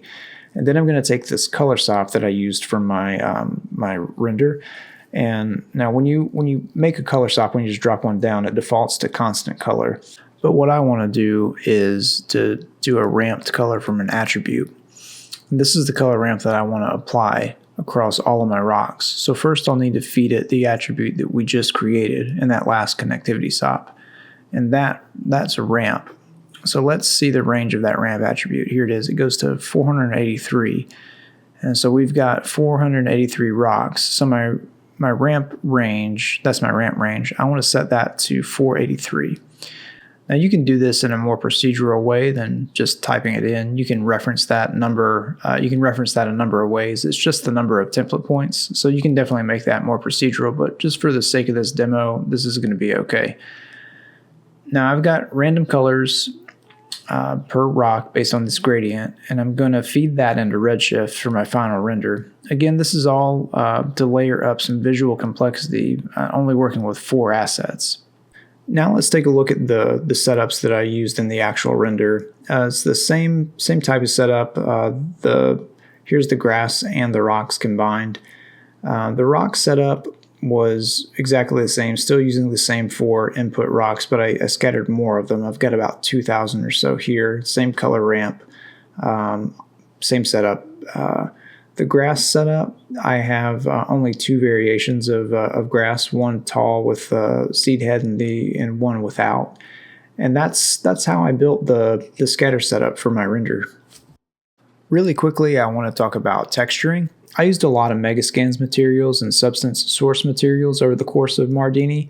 It was a big time saver, and also using the Megascans plugin to bridge worked really nice. It works great once it's all set up. I can also recommend using DMNK tools, which has a script for automating the process of making Redshift materials from texture inputs of the various channels. Lastly, I'm going to talk about the lighting and rendering and using some Redshift post effects to add a little bit of compositing right inside of Houdini. What we see here is the raw render without any post effects applied. And honestly, I mean, it's not looking that great. There are some nice things about it, but there are also a lot of problems as well. You can see pretty clearly where the ground meets the HDRI, and you can see that these textures on this front mailbox, they're really not looking very nice. There's also some bad UVs on the front that are stretching the texture. And again, I was moving very quickly with this, so once I got to this point, it was just a matter of trying to make what I had look as good as I could.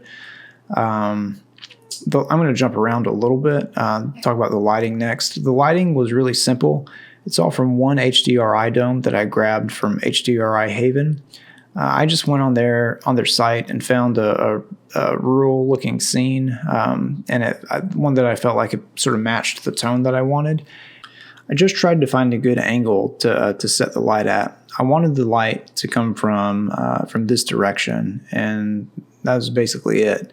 I didn't want to overthink it. I mean, it's an outdoor scene. I didn't need multiple lights. I mean, you know, there's only one sun in real life, so I thought an HDRI would work, and I didn't want to really stress out about the lighting. And again, I really didn't spend much time dialing it in other than just trying to find the best angle. I mean, certain angles are going to work better than others with any HDRI, and what I was really interested in were the details on this plastic mailbox here. And when the light hits it almost straight on, you get some nice subsurface scattering from the plastic material. So that's one of the things I wanted visible. And I also liked how the light played on the rocks down on that ridge. I also didn't want to draw any attention to the background where my terrain dropped off. I just didn't want that. And another sort of way to cover up some of these rough details in the scene was to use shallow depth of field. I already knew that, and so when I turn that on, it really smooths out a lot of what's going on back in the distance, and it also obscures some of the bad texturing that I had on this front mailbox. It really helped out a lot. Other things I did was just to add a little bit of color correction. I used the Redshift color controls and tweaked the curves. I added some reds. boosted the mids, just basic color correction like you would do in Photoshop or anywhere else. I also used photographic exposure. I didn't change many settings. I really just wanted to add a vignette to this. And again, I wanted to draw as much attention as I could to these mailboxes and get as much attention away from the problems in the background as I could. And lastly, I added a little bit of bloom just to add some soft highlights to the front of the mailboxes. Anywhere where the areas were brighter, wanted to add a little bit of soft highlights there. And that's really it. This is the image that I ended up posting. Despite all the issues it had, it was pretty well received. I ended up being happy with it as well. It wasn't an entry that I expected to be well received or win anything. I definitely didn't expect to be asked to talk about it, but here we are, and I hope this was helpful for anybody who's watching. So to recap, I went over how to model the mailbox asset with the goal of duplicating it a lot of times and adding variation to each of those copies. I talked about the benefit of locking in a camera angle early and how that can help you focus your efforts on detail and help you work more efficiently. I showed briefly how the assets I scattered were built and how those were prepped for scattering. And then I walked through how to build a flexible scattering system to scatter a library of assets across the surface by painting. I talked about my go-to places for quickly sourcing textures. And then lastly, I showed how I lit and rendered my scene and used Redshift post effects to add the finishing touches. So thank you so much for watching.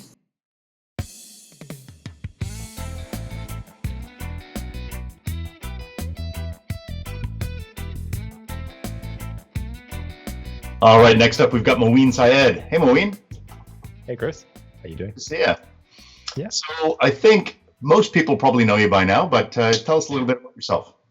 Okay, so I am a 23-year-old visual effects artist from Johannesburg, South Africa, co-founder of Nine Between. It's a small South African studio.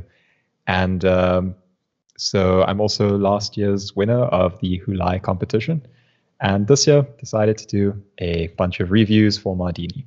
So that's probably where most people know me from now. And yeah, that's about it. Well, thank you so much for being part of Mardini. It was so awesome to have you doing the reviews and adding so much to the community and giving people feedback. And that was awesome. So what are you going to be talking about today? Okay, so today we're going to be doing very similar to the style that I did with the other reviews. Just going to go over the top 3 entries, though. Just break down what makes them so good and why they became the best artworks of the competition.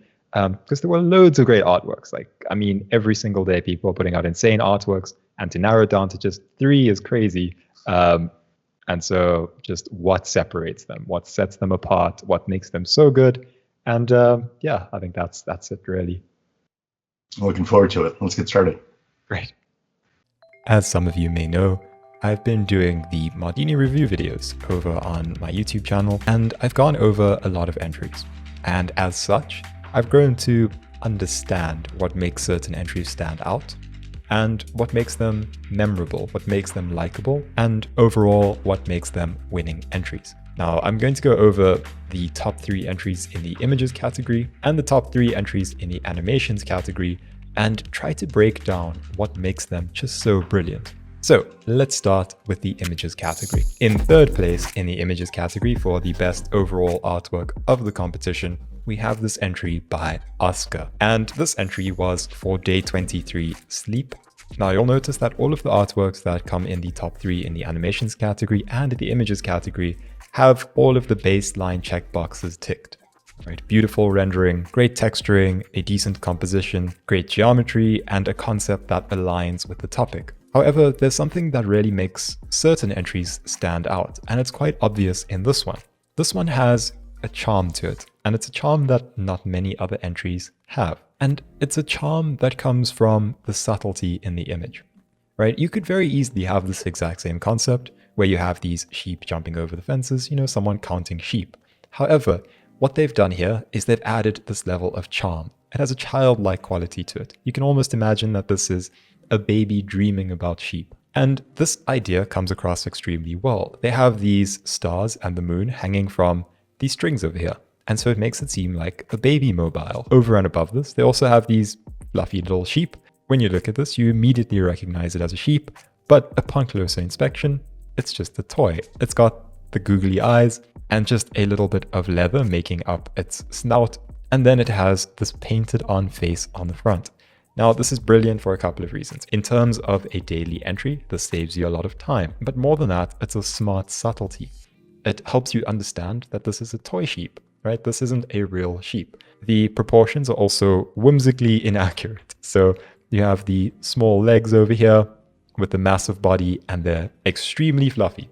You also have the ear over here that just looks like a curled over piece of leather. All of these elements help you understand that this isn't a real sheep. It's a toy, but it's done in a very realistic art style, right? This isn't too cartoony. It does feel realistic. And there's so much personality in the shot.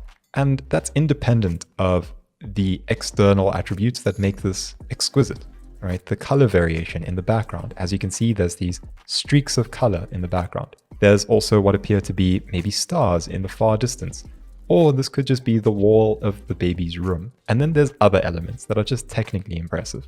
For example, the wool on these sheep, it is incredibly well done. This is well detailed, there's good variation. As you can see, there's some curling and some frizz, and there's almost a looping in the hair at certain points, and this is carried through into the ground. It's got a very soft feel to it, almost like a baby's blanket. And this doesn't appear to be texture driven on the ground, because if we take a look at this area over here, you can see that there's actual loops in the fabric, right? And all of those tiny elements really add to this. And this is honestly one of my favorite entries of the entire competition. I love it. And the thing about it is that it's just so memorable. Even after the competition ended, I had this image sort of lingering in my head. It has such a charm to it, a whimsical feel that carries a childlike innocence with it. And for that reason, I definitely believe that this deserves one of the top 3 spots, and it rightfully earned it. So this was a beautiful entry by Oskar. In second place, we have this entry by Mochi. Funny thing about this entry, this is actually my brother's entry. Now, as a judge, I couldn't vote for my entry, and I assumed that I couldn't vote for my brother's entry, so I didn't. So I didn't vote for this entry. However, he made top 3, and so I thought that that was pretty awesome, that even though I didn't vote for him, he still managed to make top 3. There's a few things about this that I think really make it stand out, and generally, I would say that realism is just one aspect of a good render. There's a reason that various art styles exist, and it's because they give you different feelings. Now, I'm going to firstly go over the things that make this such a good technical render, and then we can address what makes this a winning entry in my mind. So this is a shell sitting on the beach, and this was for day 9 beach, right? So it is aligned with the concept. And you can imagine that the tide has come up and then receded. And what it's left are these small pools of water around the shell, as well as some bubbles and a variation in the wetness of the sand, right? Those elements alone add an incredible level of detail to the shot. It adds to the realism. Furthermore, you have variation in the sand. There's some big stones over here, and there's some dark stones and light stones, and there's these small ones, and even the small stones have variation, some dark areas and some light areas, right? Great variation. In the background, you can see that the shadows catch. There's large-scale noise as well as a high-frequency noise making up the finer details. As for the actual shell, you have this great detail in the crevices over here, and you also have this exquisite variation in the subsurf. As you can see over here, the way that the light catches on the subsurf varies across the surface. And so this adds to the realism once again. But as I mentioned, realism isn't enough. So the reason that I think that this is one of the best entries in the competition is once again because of the feeling. The winning entries all have a particular feeling to them, and that's what makes them memorable. The third place entry by Oskar has a charm to it, and this entry has an almost wistful dreamlike quality to it. There's this afternoon sun that hits the edge of the shell over here and provides a little bit of glow off of the edge. And you can almost imagine that you're just walking along the beach and you come across this. And it has a very soft feel. And all of these things make it memorable, that along with the realism. So of course, technically, there's all of the other impressive things in terms of rendering. There's some chromatic aberration. You can pick this up in the color variation. If you zoom into any of the edges, as you can see over here, there's a hue separation in the stones. It splits the red and blue. that's just chromatic aberration. That's naturally occurring in optics, but when it comes to 3D, that's something that you can add. And so that was added once again for realism. And so all of that also blurs the line between CGI and photography. And so utilizing things like that set this apart, right? It sets it apart as a memorable entry because of both realism and the feel of it. So honestly, I love the second and third place entries. Any of these could have been first place, but the one that really stood out is this one. In first place, we have this entry by Oskar, and Oskar claiming both first and third for best artwork. This one was for day 11 wave and is just incredible. And I spoke to my brother about this, and he completely agrees that this one is first place material, right? This is the best artwork of the competition. And I don't think that there's a huge amount of debate surrounding that, because once again, you have an image that has impact, right? It makes it memorable. This sort of shot can pretty much only be accomplished with CGI.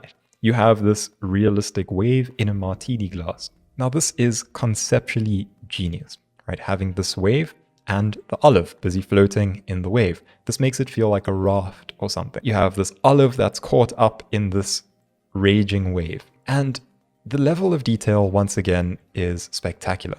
As you can see, if you zoom in a bit, all of this detail in the wave is perfectly executed, right? All of that adds some detail that you don't initially notice, but makes the shot feel well realized and well fleshed out.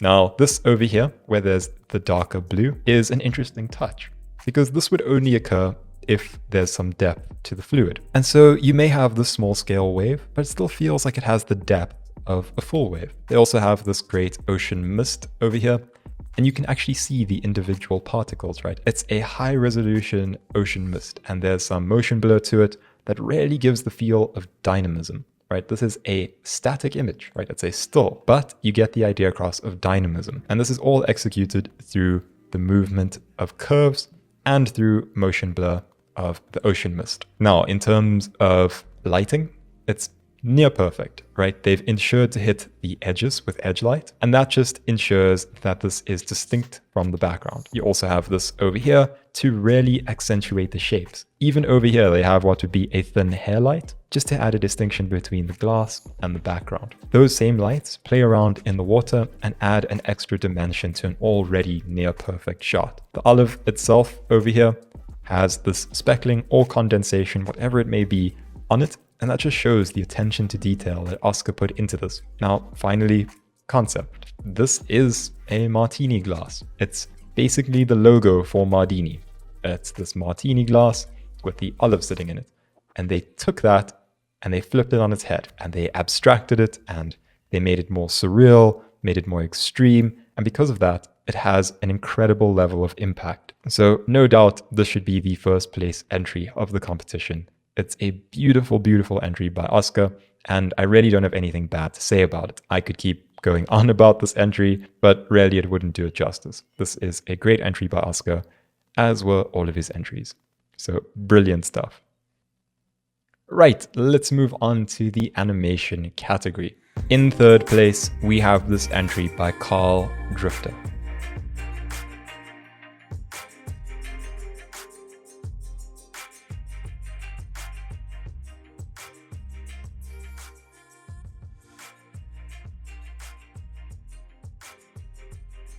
Now, when I saw this in third, I was fairly surprised, because this is an extremely good entry. If we break this down, there are a couple of elements that really make it stand out.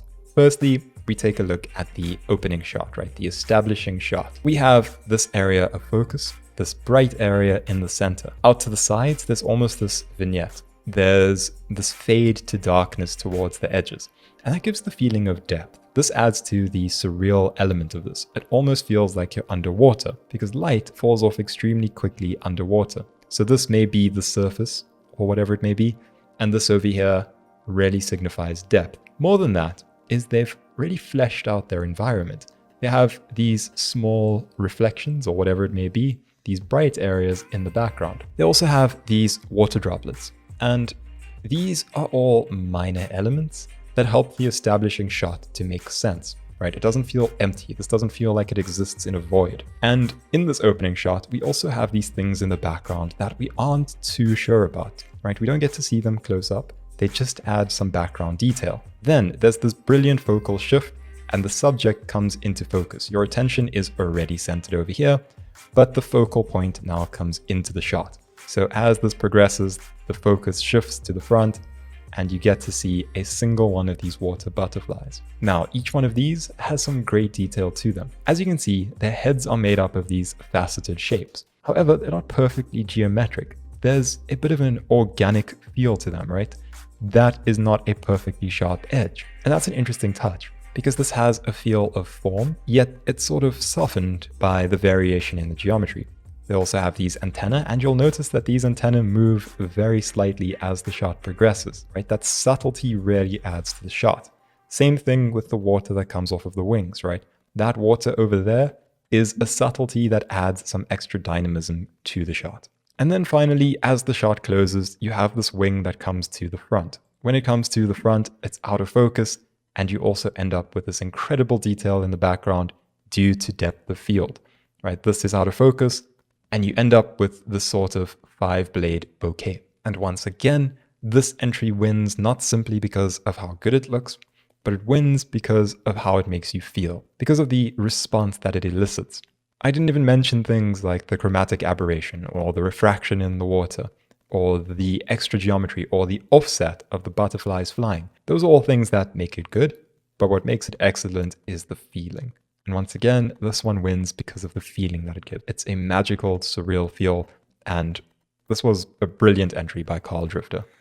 In second place, we have this entry by Toast.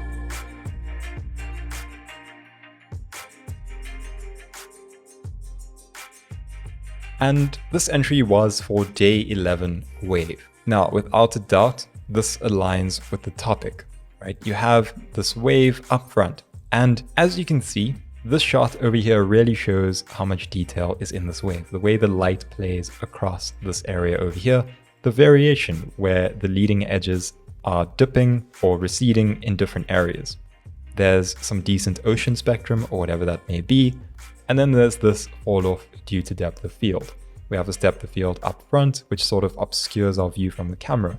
This is a great compositional choice. You get to have a foreground, a middle ground, and a background, all formed by the same object, right? This wave recedes into the background and adds so much depth to this image. And the background is reminiscent of an afternoon sky. You have this orange, this haziness in the atmosphere, and it goes up into this light blue. And this lighting carries through into the rest of the shot. And once again, what that does is it gives you a very archetypal scene. We're all aware of this sort of surfing in the afternoon, chilled vibes kind of look, but they execute it in a sort of abstracted way. And that's the next element about this, is the abstraction of form to create this spaghetti creature. So we can imagine this over here as hair or as arms, whatever it may be, and it's sort of flowing in the back. But the way that they've done it is excellent because it dips in unexpected ways, in a very organic way, in a realistic way. And the board dips and bobs, and this character sort of adapts to that movement. The dynamism in the shot is excellent. It's pretty much perfect. And once again, they've given the feel of a relaxing afternoon surf. This creature just sort of enjoying the sun as he surfs. I think that this is awesome. Can't say anything bad about it. I think that it's lovely. Also, the fact that they went for this composition is pretty cool, right? You're cutting out anything that's not necessary. You're really just focusing on this central area, and the camera follows along with it, but it doesn't feel static because there's a lot of variation in the scene. So I think that this is a brilliant, brilliant entry by Toast. And in first place, we have this entry by Wesley Sison. Now, first and foremost, I have to mention the level of detail in this shot. So even if we just focus on the wall in the background for a second, we get to see that there's this incredible attention to detail. And it may seem that way, but it's most likely just the texture. It's an extremely efficient use of texturing. They add this texture in the background to add a bit of displacement to their wall and a bit of color variation.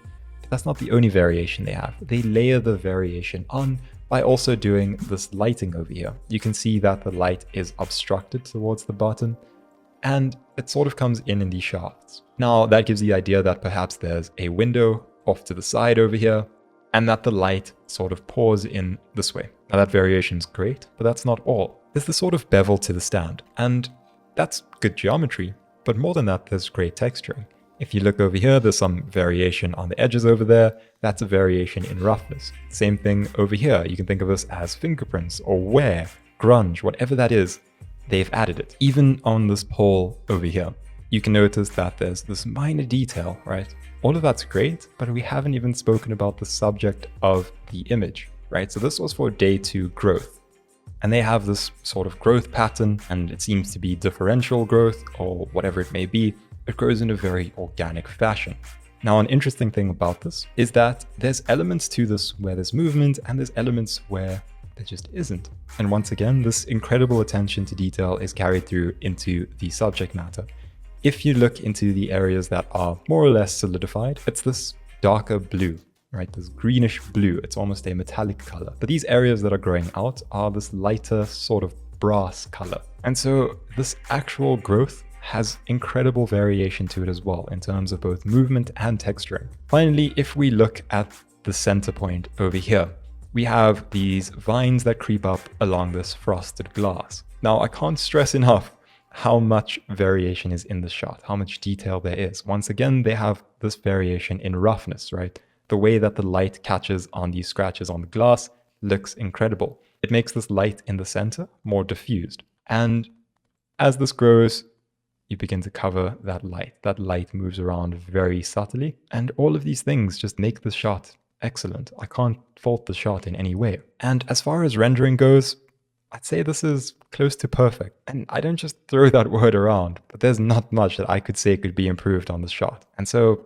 for that reason, I do think that this is deserving of Mardini's best artwork. It's a truly incredible entry by Wesley Sison. So that's all for this presentation. Thank you for listening. I appreciate that you took the time. And of course, everything that I've said here is about art, and art is subjective. So you have free reins to completely disagree with me on anything that I've said, but this is just my opinion about those top 6 artworks. I think that there's an incredible amount to learn from all of those artworks. In fact, I think that there's an incredible amount to learn from Mardini in general. And for that reason, I think I have to end this by just giving a special thanks to Side Effects.